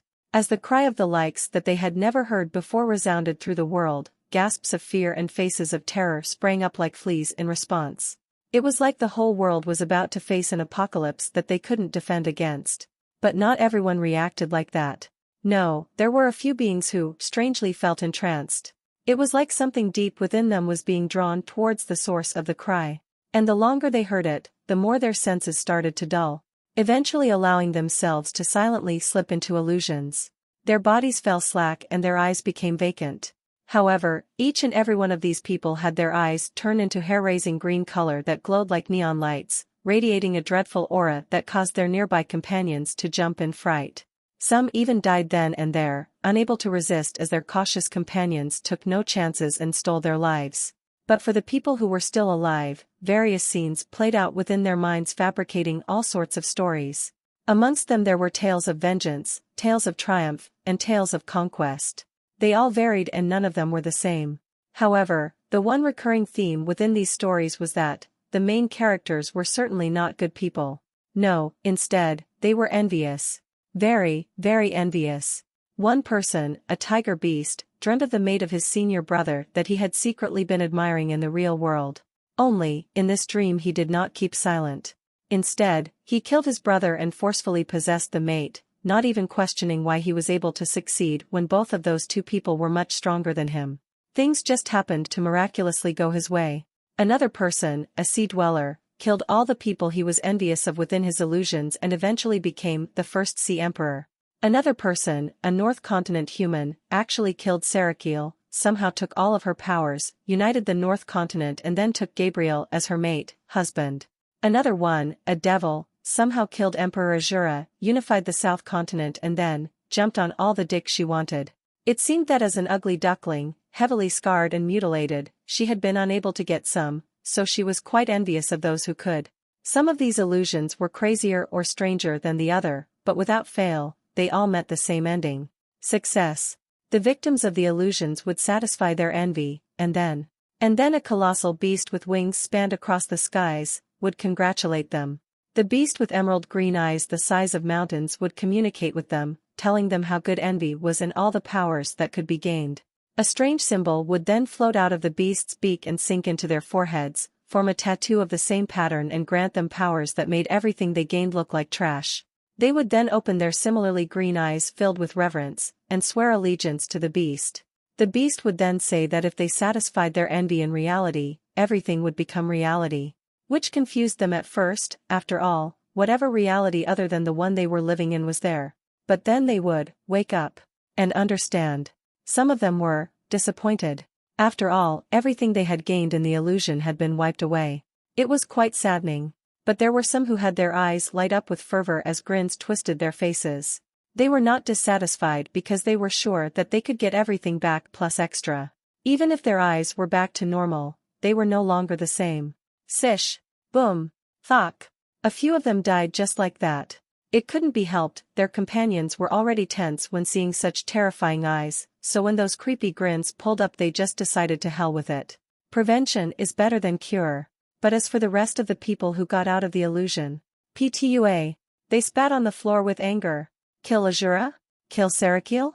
Unify the continent? Bullshit. What kind of strange dreams were they having?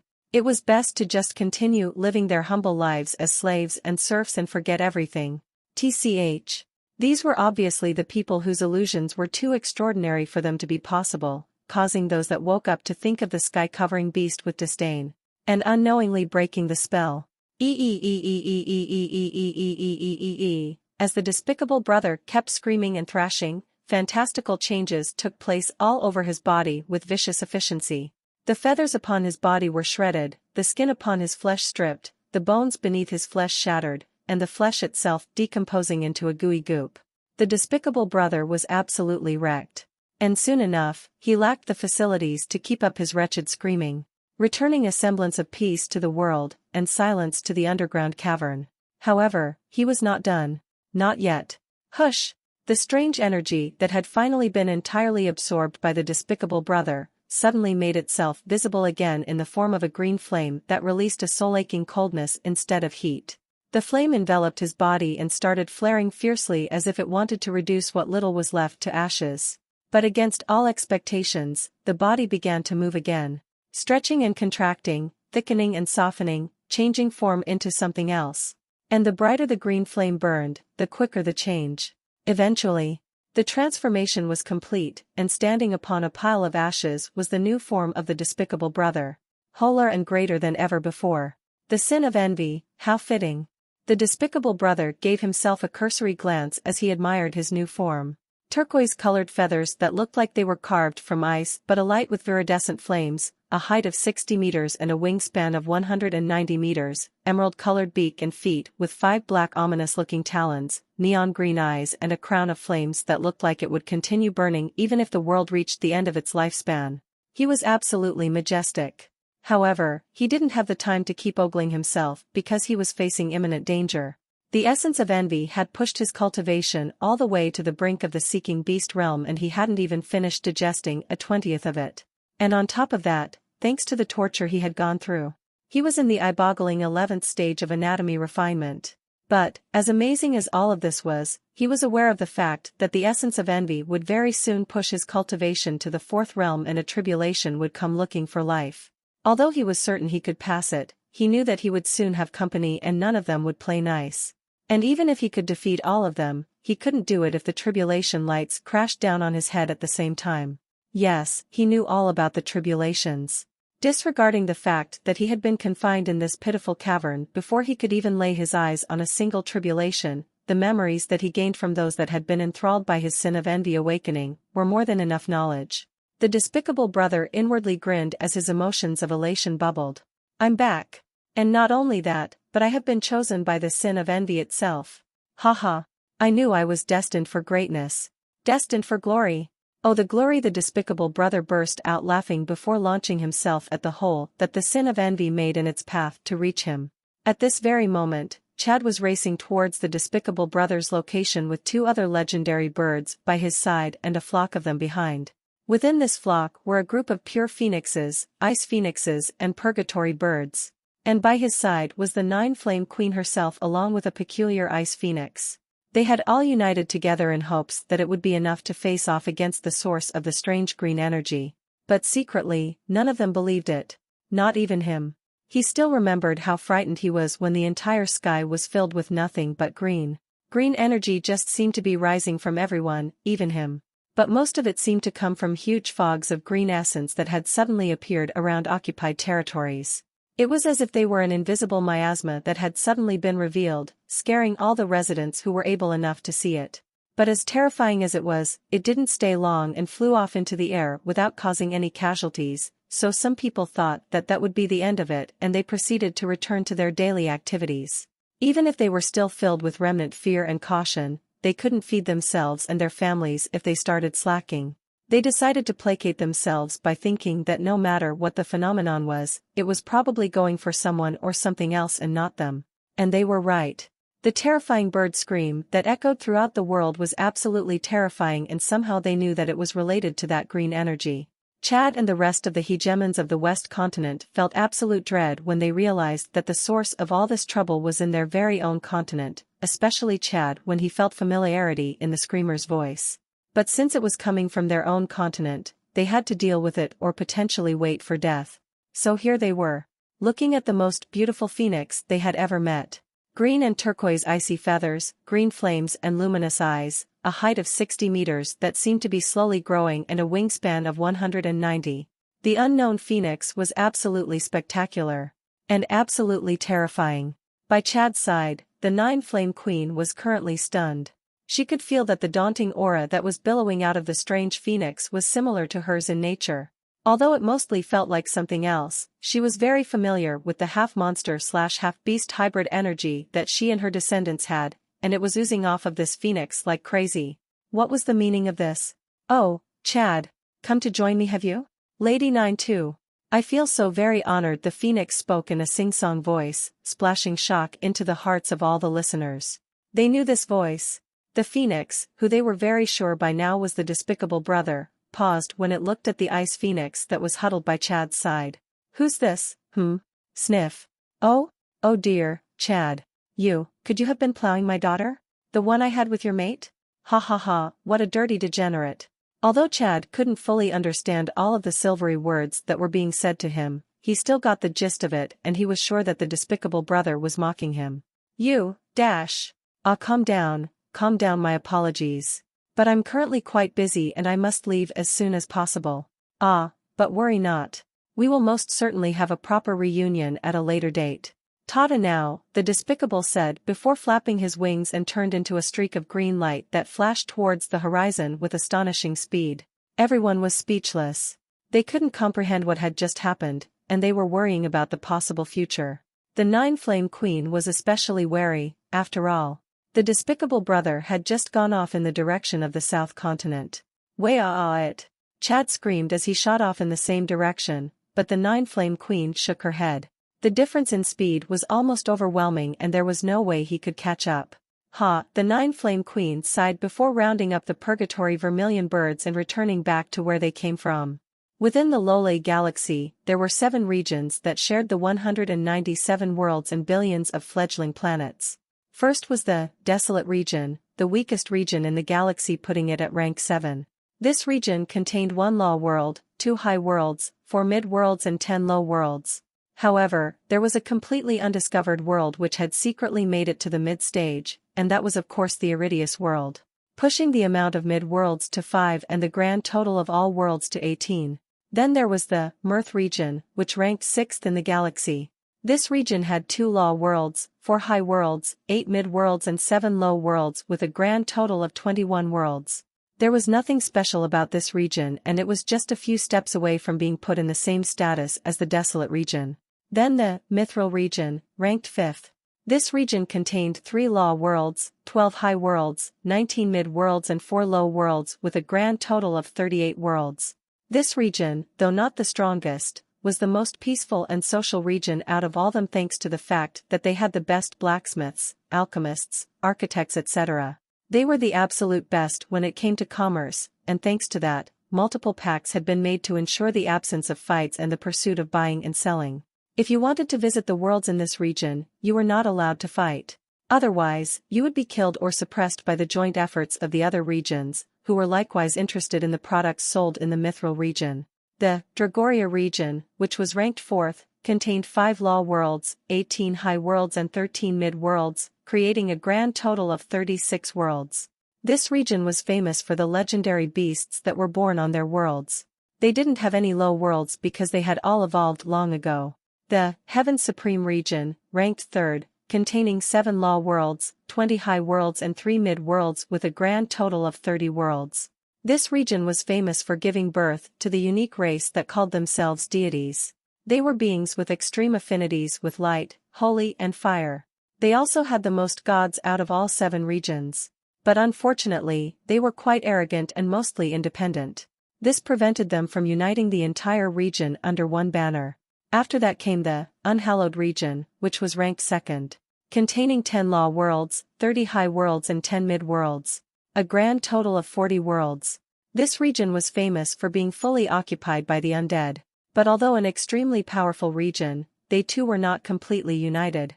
However, even if they were, whether they could ever claim first place or not remained dubious. Last but not least was the Kong Eternal region, ranked 1st. This region only contained 15 worlds, which was even smaller than the Desolate region. But all of them were at the whopping law stage, with one of them given the indications of going even further beyond. On top of that, the entire region had been conquered by a single faction that called themselves the Kong Eternal family. Their supremacy was completely undisputed. But for how long? Lowly Galaxy, Desolate region, unspecified location in space. Peacefully orbiting in some corner of the Desolate region was a low world that was filled with the bustling activities of an eye-catching enlightened race. They looked humanoid enough, but they only had 1 eye and 4 fingers that had bulbous tips. And their skins varied between red, blue and green and then some in between, which were probably the mixed-race people of their species. Besides that, the men were bigger and more robust than the women, but the women were more aesthetically pleasing than the men. There were many other kinds of species on the planet, but they were all animals and insects. No other enlightened races. Thanks to this, the colorful and one-eyed race were easily able to dominate and propagate all over the world with their intelligence and self-awareness alone. A normal low world. But seeing as the world already had many thriving civilizations along with a deep insight on the 12 basic laws of existence, it wouldn't be long before it experienced a magical outburst and became a mid-world. 1,000,000 years or so, not long at all in the grand scheme of things. All it had to do was keep up its stable development. Marvelous. I must indeed thank Gaia for this. Eridel hummed as he gazed at the world before him. He'd been prepared to be disappointed when he was given the coordinates from Gaia, but she had truly fulfilled her side of the deal. Thinking of this, Eridel couldn't help but think back to his conversation with the reincarnated immortal. 13 years ago. Would you like to make a deal? Eridel said as he gazed at the 20-meter-tall golden dragon before him. It hadn't even been a single year since she'd woken up from her forced slumber, and yet she was already nearing the seeking beast stage despite being a law beast.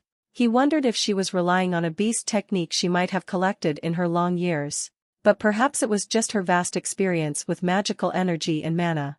She's quite the cautious one, Eridel thought as he looked at Gaia, who was as still as a statue with eyes as cold as millennial ice. But that's as it should be. Immortals didn't just gain their power overnight after all. She's no doubt experienced a lot of things. But I'm no pushover either. Eridel sat down cross-legged and placed his hands on his lap before meeting Gaia's eyes with a twinkle in his own. He was indirectly stating that he could sit here all day if he had to. Although Eridel had never conversed with someone as old or older than himself ever since that fateful event, he knew the way beings who had experienced many things thought. He was one of them. And he wasn't foolish enough to underestimate the dragon before him either. In this conversation, everything they said, or didn't say, and every chance to control the flow of the conversation they took, or didn't take, and every movement they performed, or didn't perform, all mattered.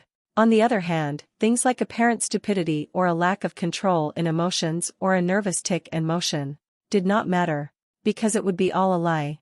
"Who are you?" came the cold and rough voice of the dragon of creation. "Let the games begin." Gaia inwardly flabbergasted by the strange existence before her. The man wore white robes that blended with his long silky-like hair, and had golden eyes that appeared to see right into the depths of her soul.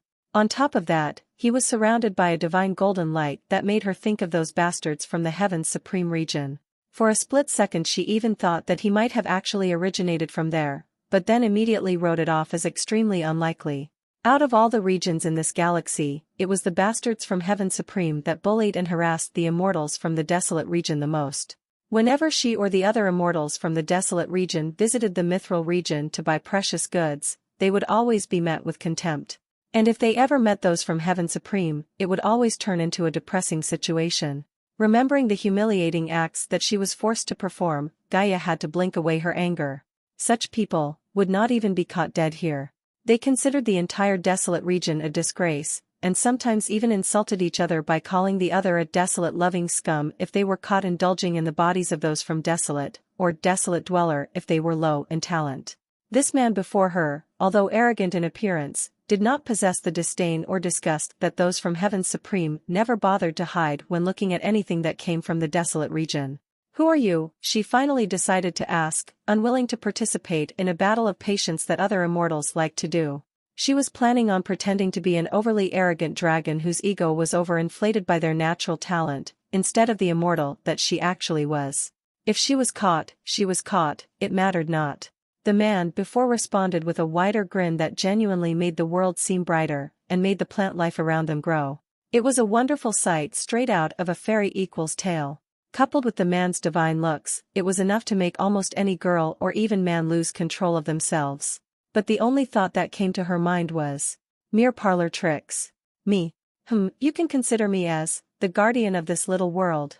Even his voice was sublime, it touched her in places she very much rathered it didn't, and even caused her to briefly, very briefly, think of the two of them doing things in a different scenario and different location. And that was when she knew she was in danger. "Stop it," she said quietly, but her voice was filled with all the killing intent that she had managed to gather in the tens of thousands of years she had spent alive. The gloves were off and she was throwing away her plan of false ignorance before it began. She couldn't allow the man to continue speaking like that. The man's eyes lost a bit of its light for a single moment. And even if the grin remained, she knew that she had shocked him. But unfortunately, the light came back even stronger than before, possessing a beguiling property that threatened to befuddle her senses. "Whatever do you mean, little dragon?" the man said, and it was almost a physical thing. The voice billowed over her like an elusive mist and caused a shiver to run up her spine. Trying her best to ignore the way her mortal body was reacting to his voice, she decided to come up with a different plan. Even though she wanted to scream at him to stop, it was already proven that threatening him was redundant, and even counterproductive. She needed to either attack him where it hurt, which was impossible, or somehow convince him to stop.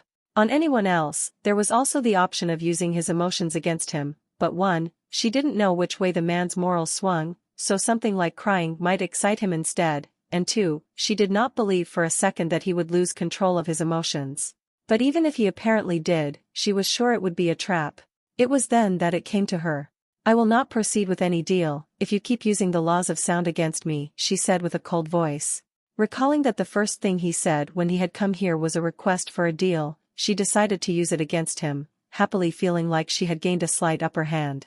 But she didn't let it get to her head and prepared for the man to threaten that if she didn't comply, it could get worse, with a reply that if he did so, she would self-destruct. From there it would become a battle of wills. The light in the man's eyes shot up in intensity as the grin on his face morphed into a frown.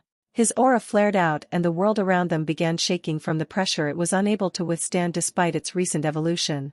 Beasts of all kinds launched themselves into the air or stampeded in every direction with fear, clearly sensing that if they were to remain in the vicinity, they wouldn't even know how they died. The man looked like a very, very angry god. But she knew it was all a facade, he was merely displaying his displeasure and portion of his power. Basically give her the threat that she guessed was coming, but in an indirect manner. Bastard, she inwardly thought before giving him a glare of her own, filling her eyes with the experience and indifference of a long-lived immortal. This lasted for 5 minutes that felt more like 5 days, with each second raising the intensity in the man's indomitable aura more and more. But when the first sound of a tree cracking was heard, the pressure and aura sputtered out like a mortal machine that had lost electricity, bringing peace to the land that had become silent. But even then, Gaia didn't let her guard down. The man continued to glare at her, but all the fanfare had vanished. The lights in his eyes, the golden aura, even his shiny clothes and hair had dulled. He looked like an ordinary mortal man, albeit an impossibly handsome one. But just when she thought she had won, the man began laughing. Ha ha ha, ha ha ha ha ha ha ha. Gaia felt dazed as she looked at the man flopping to his back and stretching out his limbs in a spread eagle position, laughing like a boy that found something amusing that no one else knew about. The sound was, arguably, one of the most beautiful things she had ever heard in the entirety of her life, and she was unable to resist as a grin pulled itself from her lips.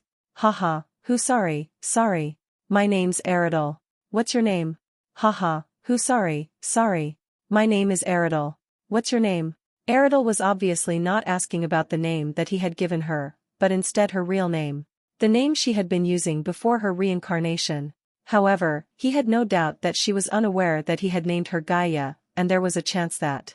My name is Gaia, came the draconic voice of the creation dragon. And there it is, Eridel thought. He was absolutely certain that she was thinking it was okay to use the new name provided for her as an alias, thinking that it was fine because it really was her real name now. It wasn't a bad thought process, to be honest. In the wide universe there were many ways to easily prove if someone was lying or not. This was one of the biggest reasons as to why immortals became more proficient in manipulating the truth the older they got. Gaia was probably thinking that since her new name was both real and harmless, it was the best scapegoat to cover her true identity, even if she had already thrown away the pretense of being a regular mortal dragon. Unfortunately for her, she was speaking to the one that had given her that scapegoat. If she was at her peak, she might have come up with something less fallible. Her powerful soul would have quickly enlightened her to the fact that her new name might actually have been granted by a strange individual like him, instead of the strange system. But she wasn't, and Eridel was thoroughly enjoying the control that he was slowly gaining over the situation. Giving a secretive smile, he said, I see. A fine name you have there, dear immortal. So you know. Gaia said softly, not even giving a token resistance. Yes, I indeed know, and it wasn't hard to find out. But forget that, Miss Gaia. You know something that I don't, and I'm willing to trade with you for that information, Eridel said. For a moment, he had thought of mentioning her crazy feat of converting destruction essence into creation essence to make himself seem all-knowing, but decided to veto the idea immediately. Saying such a thing would actually devalue his mystery and narrow the range of options she had to guess his identity. On top of that, she would surely assume that it was his primordial essence that had enabled her to complete the destruction to creation conversion feat. True enough. But she didn't need to know that. The less she knew about him, the more wary and cautious she would be. He needed that for this conversation. Of course, there were other ways of causing intimidation, such as pretending to be an evil fiend who would kill her if she didn't comply, or threatening to use his voice to enthrall her now very mortal soul. But there were too many variables in that. Although unlikely, she might commit suicide in defiance. She had already reincarnated once and she could probably do it again. On top of that, he needed to keep their relationship amiable even after the deal. Especially after the deal. What do you want to know? Gaia said without a single ripple in her emotions. But Eridel didn't reply straight away. He just continued to stare at her with his dangerously fascinating golden eyes as the world around them fell silent. Color slowly seeped out of reality and all motion came to a complete halt. Apart from Eridel and Gaia, everything else had turned black and white. Time had stopped. What are you doing? Gaia said, still without a ripple in her emotions. But she knew, and he knew, it was utterly false. She was absolutely terrified. The time laws. Just a bit of privacy for what I want to be said, nothing much. Eridel said, nodding his head in a boyish manner as if the whole situation was really just a small matter. But then his face took upon a serious expression. I want to know the location of all the worlds in this galaxy. Silence descended upon them as they continued to look at each other, each looking for the slightest clues that would allude to the other's true emotions. Why? Gaia finally said. Short and concise. Things had become extremely tense and every word uttered was beginning to hold extra weight. Nothing could be said carelessly. You don't need to know that. Eridel said with a slight smile, aiming to disarm her anger. He knew very well that he had just indirectly stated that he was a foreign invader. There was no reason for someone as allegedly strong as he was, to not know the location of other worlds in the galaxy. It could only mean that he was an invader. There was another long silence again. Eridel guessed that Gaia was using the entire capacity of her mind to guess his intentions. After all, at the top of this conversation, Eridel had addressed himself as the guardian of this world. It could be a lie, but it was more than enough information to make her question if he had any hostile intent. Eridel decided to press forward, grasping the chance before she jumped to conclusions. His patience in letting her gather her thoughts was a lie. He was very aware of how slow her mind worked and what time to cut in before she could reach anything substantial. It was all just a pretense to make her feel that he cared about what she thought. I know what it sounds like, but I don't have bad intentions. A lie. However, I've come prepared with the fact that nothing I say could ever change your mind. Another lie. She hadn't even come to a decision yet. What mind was there to change? All he was doing was increasing the pace of the conversation whilst pretending to think that she could keep up. She wouldn't dare to ask him to slow down if she didn't want to admit that her mind was actually weak. After all, it could possibly lead to him using his voice to manipulate her again, and if she didn't want that, she must keep quiet. Unfortunately, all in vain and much to her detriment. This is why I want you to consider an offer of mine, Eridel said with a very, very slight compassionate light in his eyes. Too much would let her know that he was most definitely pretending. All this while he had been smiling apathetically or secretly. Nothing about him looked compassionate. However, with this tiny amount, it looked like he was trying to hold himself back, but temporarily failing. That spoke much, much more volume. Either way, she couldn't confirm or deny its validity. All in his favor. What is your offer? Gaia said quietly. Eridel smiled inwardly, pleased that she wasn't turning short-sighted enough to say something like I'll keep the secrets of my galaxy no matter what or something like that. Zealousness was a real thing. On the off chance that she was some kind of hero who had a penchant to save galaxies or at the very least her own world, his plans would collapse like sand, and he would have to use force. A slim chance but not impossible due to her now mortal soul that didn't quite let her grasp the bigger picture like it used to. Fortunately, that didn't come to pass. You know what gods are, yes? Eridel suddenly said out of the blue. Yes. What of it? Gaia replied, letting Eridel hear the confusion in her voice for the first time. A harmless and appropriate emotion for this moment. Tell me what you know about the gods. Eridel said with a slightly tense expression, making the situation look more serious than it actually was. The colorless world around them only added to this effect. Why dash? Just tell me. Eridel said with a slight steel in his voice, using a bit of brute force to make her more reactive. He couldn't tell if it worked, but she began talking and that's all he wanted. The gods. Gaia said after a 10-second pause. No doubt confused about the whole situation. Beings who have managed to gain faith energy from genuine believers, and were able to turn the energy into divine energy when offered the God contract from the world's consciousness. They have dominion over a single law in the world and also have a divine territory, personal pocket realm that comes with many benefits. On top of that, the more believers they get, the more powerful they become. This is the result of them converting the gathered faith energy into divine energy. They are very powerful individuals. However, they are unable to leave the world and they must forever protect it. Gaia explained it pretty much perfectly. In essence, gods were the hired henchmen that high worlds and on extremely rare occasions, mid-worlds, were able to employ. There could only be one god per element/law in the world and they had absolute hegemony over it. A Realm 7 god could beat a Realm 7 immortal to death with a single slap and then drink a cup of tea right afterwards. However, power in spades they may have, they were forever bound to whatever world made them god. For beings who had lived over 5,000 years, talk less of tens of thousands, that was a big, big, big loss. Although death by monotony hadn't happened before, there were things that came close. That's right. Those are the gods. Individuals with great power but essentially no freedom. It doesn't sound very nice, does it? All that power, and yet unable to even pass the world's atmosphere. Pitiful. To an ex-immortal such as yourself who has tasted power at least close to theirs, but has been able to travel the endless depths of space. That must sound like a cruel trap, right? Eridel said softly, looking towards the grass as if he were lamenting. Gaia chose to remain silent and Eridel continued. But have you ever wondered what would happen if a god was free to leave their world? Gaia just continued to stare at him impassively, knowing he wasn't finished. Eridel knew she was truly as indifferent to his question as she looked. Jokes and tales about such a concept were sure to be all over the place. Although unprecedented in reality, it wasn't anything new. However, Eridel pressed on.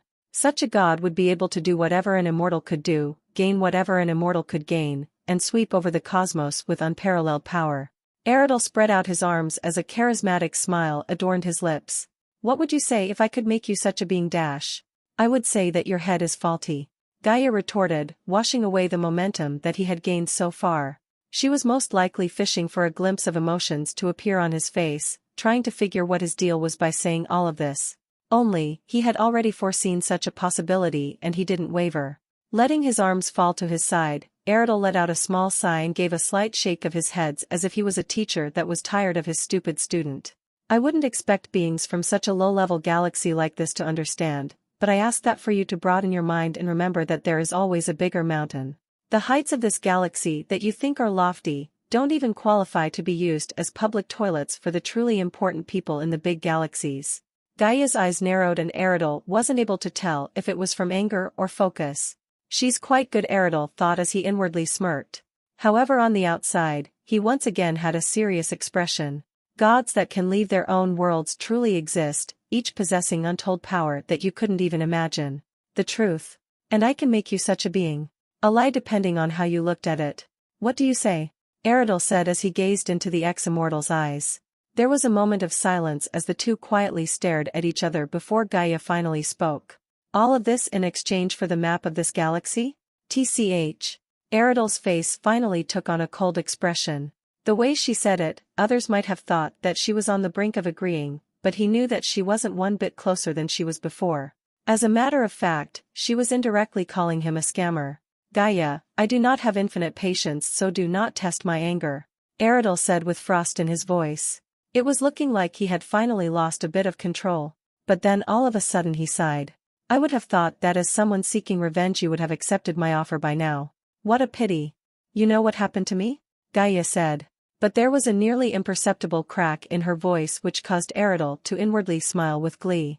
However, when he thought of the fake compassionate expression he pulled off earlier, he quickly humbled himself. She might have been using the same trick back on him to fake a sign of emotional weakness. You didn't die just for fun, did you? Eridel said with a slight mocking expression. Actually, it was a fair question. Eridel was pretty sure that there were some people who would actually choose to reincarnate for fun if they could reset their souls and live new lives. There was also the benefit of acquiring an extremely talented body or cultivating an impeccable foundation with your past life experience, but you didn't need to do a full-on reincarnation for that. Body possession was much quicker and far less dangerous. Eridel calmly stared at Gaia as a vicious light appeared in her eyes, but on the inside he was laughing quite rambunctiously. In truth, with Eridel's question, he had just indirectly confirmed that he knew of Gaia's exact predicament. It was more than likely that she was thinking that all this time they spent talking, he was assuming that she was an immortal that had possessed a mortal body, and therefore still had her immortal soul, and a semblance of defense. He had only addressed her as an ex-immortal after all. That was why she hadn't been too shaken up by his acknowledgement of her previous immortality. If the enemy thought that she had a line that shouldn't be crossed, then she was relatively safe. But now, Eridel had admitted that he knew she was a reincarnator. It would be a deep, deep lie to say that she wasn't worried for her future. However, Eridel continued on as if he didn't notice. Reincarnation isn't a joke, and those who had the means would normally use it as a last resort. I do not know how you got your technique, but I do not care for it. However, I want to ask you this, are you okay with your current situation? Are you okay with knowing that whilst you stay groveling in a pitiful world like this, your enemies are getting stronger and stronger? And even if by some miracle you manage to make it back, do you think that you could defeat them as you are now? Whilst being a dragon of creation was really impressive, in the grand scheme of things it wasn't much. All of those that reached the grand stage of immortality had similar levels of talent, and Gaia's enemies were sure to have the same. But if you were a god, a dragon god of creation with the ability to chase them anywhere they would try to flee, which one of them could stop you? Which of them could defend against you? Do not let this opportunity fly away, Gaia. There was once more a bout of silence as the two stared at each other. What would you do if I said no? Gaia asked. I'm a very vengeful person, you see. I might just be tempted to forcefully read your memories and gift the same opportunity to your greatest enemy, Eridel said whilst looking up to the sky with a cheeky smile. That isn't funny, Gaia said coldly, then paused for a moment before continuing. Why don't you just do it? Forcefully read my memories, I mean. It has become abundantly clear that you know that my soul is mortal, just like my flesh. Eridel then looked down at her as if he were looking at an idiot. Because you will be a future partner of mine, of course. A future partner? You didn't say any. Gaia began but was quickly interrupted. Gaia. Let us not do this. Eridel said as he covered his face with his palm in exasperation. Gaia stared at him for a long moment. She wasn't foolish. She could clearly understand that the reason why Eridel was offering such a great opportunity for a mere map of the galaxy was because she was probably being expected to use that power for him. But she didn't know how he was going to enforce that. A soul contract? Or maybe a blood contract? There were all sorts of binding contracts that were used in deals nowadays, and some of them were downright malicious. However, she didn't believe that he would use such a thing against her, because if so, then it would ruin the point of him being civil about the deal. And she really needed that power. Ha! I accept. Gade said. MMH, you won't regret it. Eridel said indifferently. Now, as you know, Eridel said as he held out his hand and clicked his fingers, restoring color and motion to the world as the hold-on time was released. To become a god, you would need to acquire a lot of faith energy from the residents of the world before establishing a contract with the world itself. Eridel said as he walked towards Gaia. Gaia narrowed her eyes, not expecting to hear about the conventional world god contract. Wouldn't that mean that she would be tied to this world? I can help you with the contract, but I'm sure that with your experience as an immortal, you're more than capable of acquiring faith energy on your own. Now I know what this sounds like, but I can assure you that so long as you can acquire your faith energy and convert it into divine energy, you will become a god with the ability to leave the planet. Eridel said as he stared directly into Gaia's eyes. I see, Gaia replied, skepticism clearly in her voice. At the very least, she was finally allowing emotions to color her voice and facial expressions. A slight show of trust. When Eridel arrived in front of Gaia, he immediately crouched down without pause and pressed his palm against the floor. Shwaying. Shwaying. From the point where Eridel's hand met the floor, a golden magic circle spread across the floor and rapidly expanded until it encompassed the whole of Gaia's body. Gaia remained passive, but she was clearly uncomfortable. There were many things that someone could do to you with the help of a magic formation, and she didn't have her previous immortal strength to defend against it if she needed to. She was quite helpless, and for the nth time she was reminded of why the obtainment of power was her highest priority. But for now, she was once again put into a situation in which she had to entrust her life to someone else. Brace yourself, but do not resist, came the sonorous voice of Eridel. Gaia did as he asked and immediately steadied herself before forcing herself into a state of tranquility, something most experienced cultivators were able to do because of their daily cultivation/meditation sessions. A moment later, the magic formation flared to life and sent an amalgamation of essences into Gaia's body. Gaia's eyes widened as she used her spirit sense to watch as essences flowed through her body, changing the nature of her body and even her DNA, remaking it into the vessel of a god, before flowing to her mana core with single-minded purpose. This was where she got a little worried. Because if something untoward happened to her beast core, she was as good as crippled. And she wasn't sure she could find the necessary materials to remedy that in a world like this, no matter how freaky it was. Hopefully, everything would be. Crack boom. Gaia's mind was sent into a state of shock as she watched as her beast core was shattered right before her eyes, the accumulated mana dispersing throughout her body and out of her pores, fading away and leaving her powerless in a matter of seconds. She could not believe it. The thing she had been dreading the most had just occurred and she was now a crip. Relax, Eridel said with a voice that sounded like it came from the high heavens, and Gaia immediately calmed down, her rising panic deflating even faster than her mana did. Clearly, Eridel had released the restrictions he had put on his voice and was letting its innate power do his bidding, causing Gaia to once more focus on the happenings of her body. The strange essences in her body had all coalesced into the location of her now destroyed beast core, and seemed to be forming a new core? Indeed, a new core that seemed to take the properties of the law of creation, had replaced her beast core. But it was most certainly not a beast core.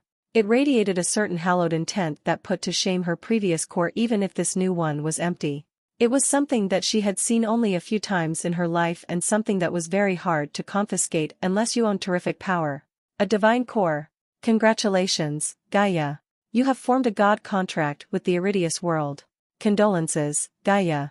You have lost all mana and consequently don't even qualify as a stage 1 magic beast.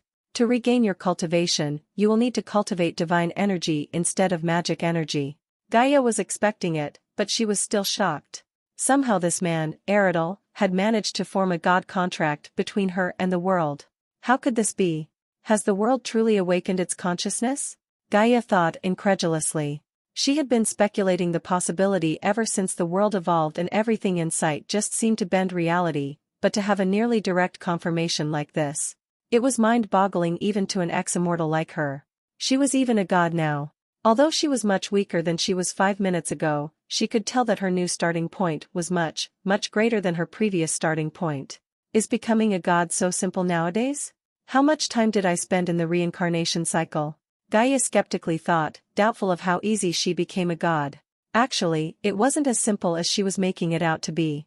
The pain she had suffered as the new divine core formed itself in her body was enough to make the crystal dragon king prefer the strike of 10 tribulation bolts. But as an immortal, what kind of pain had Gaia not experienced? Pain is temporary. Power is eternal. Unbelievable, Gaia thought, still thinking of the possibility of a world's consciousness being formed despite only having magical energy for 120+ years. If only she knew. Well, Eridel said, bringing Gaia's attention to his soul-stealing eyes. It's time to pay up. Gaia sighed once, hoping that at the very least, whatever happened to the rest of the galaxy, the Segothia world would be fine, before complying and telling Eridel everything she knew about the 196 other worlds and their locations. 10 minutes later. Alas, our time together has come to an end. In any case, it's been a pleasure speaking with you and I had a lot of fun. He wasn't lying. It was his first conversation with an immortal after all and it was quite entertaining. But I'm quite the busy man and our business here is done. However, if you need anything, all you have to do is scream out the following words. Lord embodiment of all that is sexy and desirable, please do with me as you wish and save me from my vows, and I shall appear. Ptahahaha. Eridel crudely said before bursting into sprinkles of light and leaving his boisterous laughter behind. Shortly after that, the despicable brother had been chosen by the sin of envy, and became the demon god of envy. The first of the only 7 demon gods that the Iridius world would have. He was sure to make a big mess of the Iridius world. But that was all according to Eridel's plan and he naturally didn't dwell on it. He was far more interested in how easily he had scammed Gaia, and the benefits that would come from her connection to the Segothia world. Yes. He had scammed Gaia. If she had experience as a god, she would have known that the contract she had established with the world was the same as any other. This meant that she was a slave to the world just like any other god, and was unable to leave his domain. Gaia a partner? No, just a slave, a godly slave. However, he wasn't entirely lying when he said that she would be a god with the ability to leave the world. As a matter of fact, if things went according to plan, then she would eventually be able to leave the world freely. That was a fact. But she would never be able to leave his domain. That was also a fact. You see, Eridel had grand plans for his future. And in those plans, Eridel's area of influence didn't stop at being just a one planet. Nay, that was too pitiful for his aspirations. But in regards to Gaia's pseudo-god transformation with the whole magic circle/formation and everything, that too, was a sham. Eridel was a world, and like any world, he could have psychically sent the god contract offer to Gaia, and she would have the choice to accept or deny. Quite easy. But as easy as it was, he would have just as hard a time explaining how he was able to command the world to send Gaia a god contract, and on top of that, he would lose his ability to guarantee his part of the deal, since it wasn't him offering the god contract. So he had to set up a few tricks. At the end of the day, they both got what they wanted. He got the map of the galaxy and a god of creation, whilst she became a god with the ability to leave the world, and possibly exact vengeance. Perfect. However, on the topic of a god being able to leave their world, Eridel couldn't help thinking of a certain group of beings who were very much capable of doing such a thing. Truthfully, a god being able to leave their world wasn't an impossibility and had been done many times in the past. These beings were all extremely powerful and were much more stronger than Gaia would ever be even if she could also leave the world. Well, unless she got some other kind of boost. But the point was, these beings existed and each of them were terrifying. However, these particular gods were all hated and hunted down by anyone who had knowledge of what they were, and the ability to actually deal with them. And that was because of what these gods actually did in order to get their powers. In order to obtain power and freedom, they did something so heinous that everybody who knew of them began calling these people world sinners or evil gods.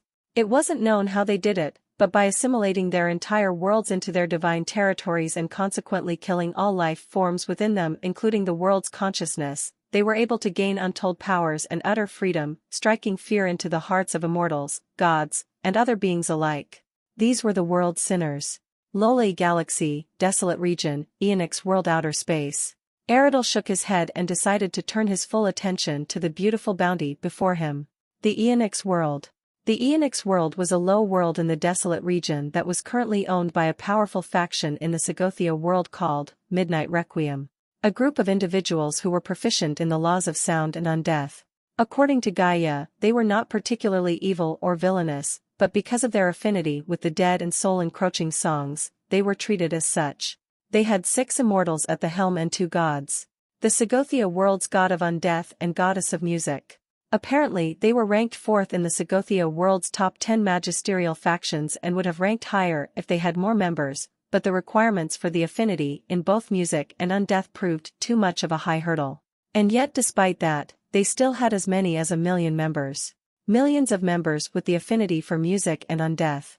Even if some of their members were talented individuals looking for an opportunity from the mid and high worlds of the desolate region, it was still an impressive number. Truly, you could find almost anything in a law world. In any case, the Midnight Requiem was undoubtedly powerful, and through their own efforts they were able to obtain ownership of an entire low world. A grand feat. Unfortunately for them, an abnormal singularity with ambitions that knew no bounds was greedily eyeing their most prized possession. There they are, Eridel thought, using his spirit sense to lock onto 30 cultivators that were in the 5th realm pretending to be average old-aged mortals. Clearly, they were the guardians of this world. Stationed here to protect the world from potential invaders and make sure that it made a smooth and steady evolution to the mid-stage.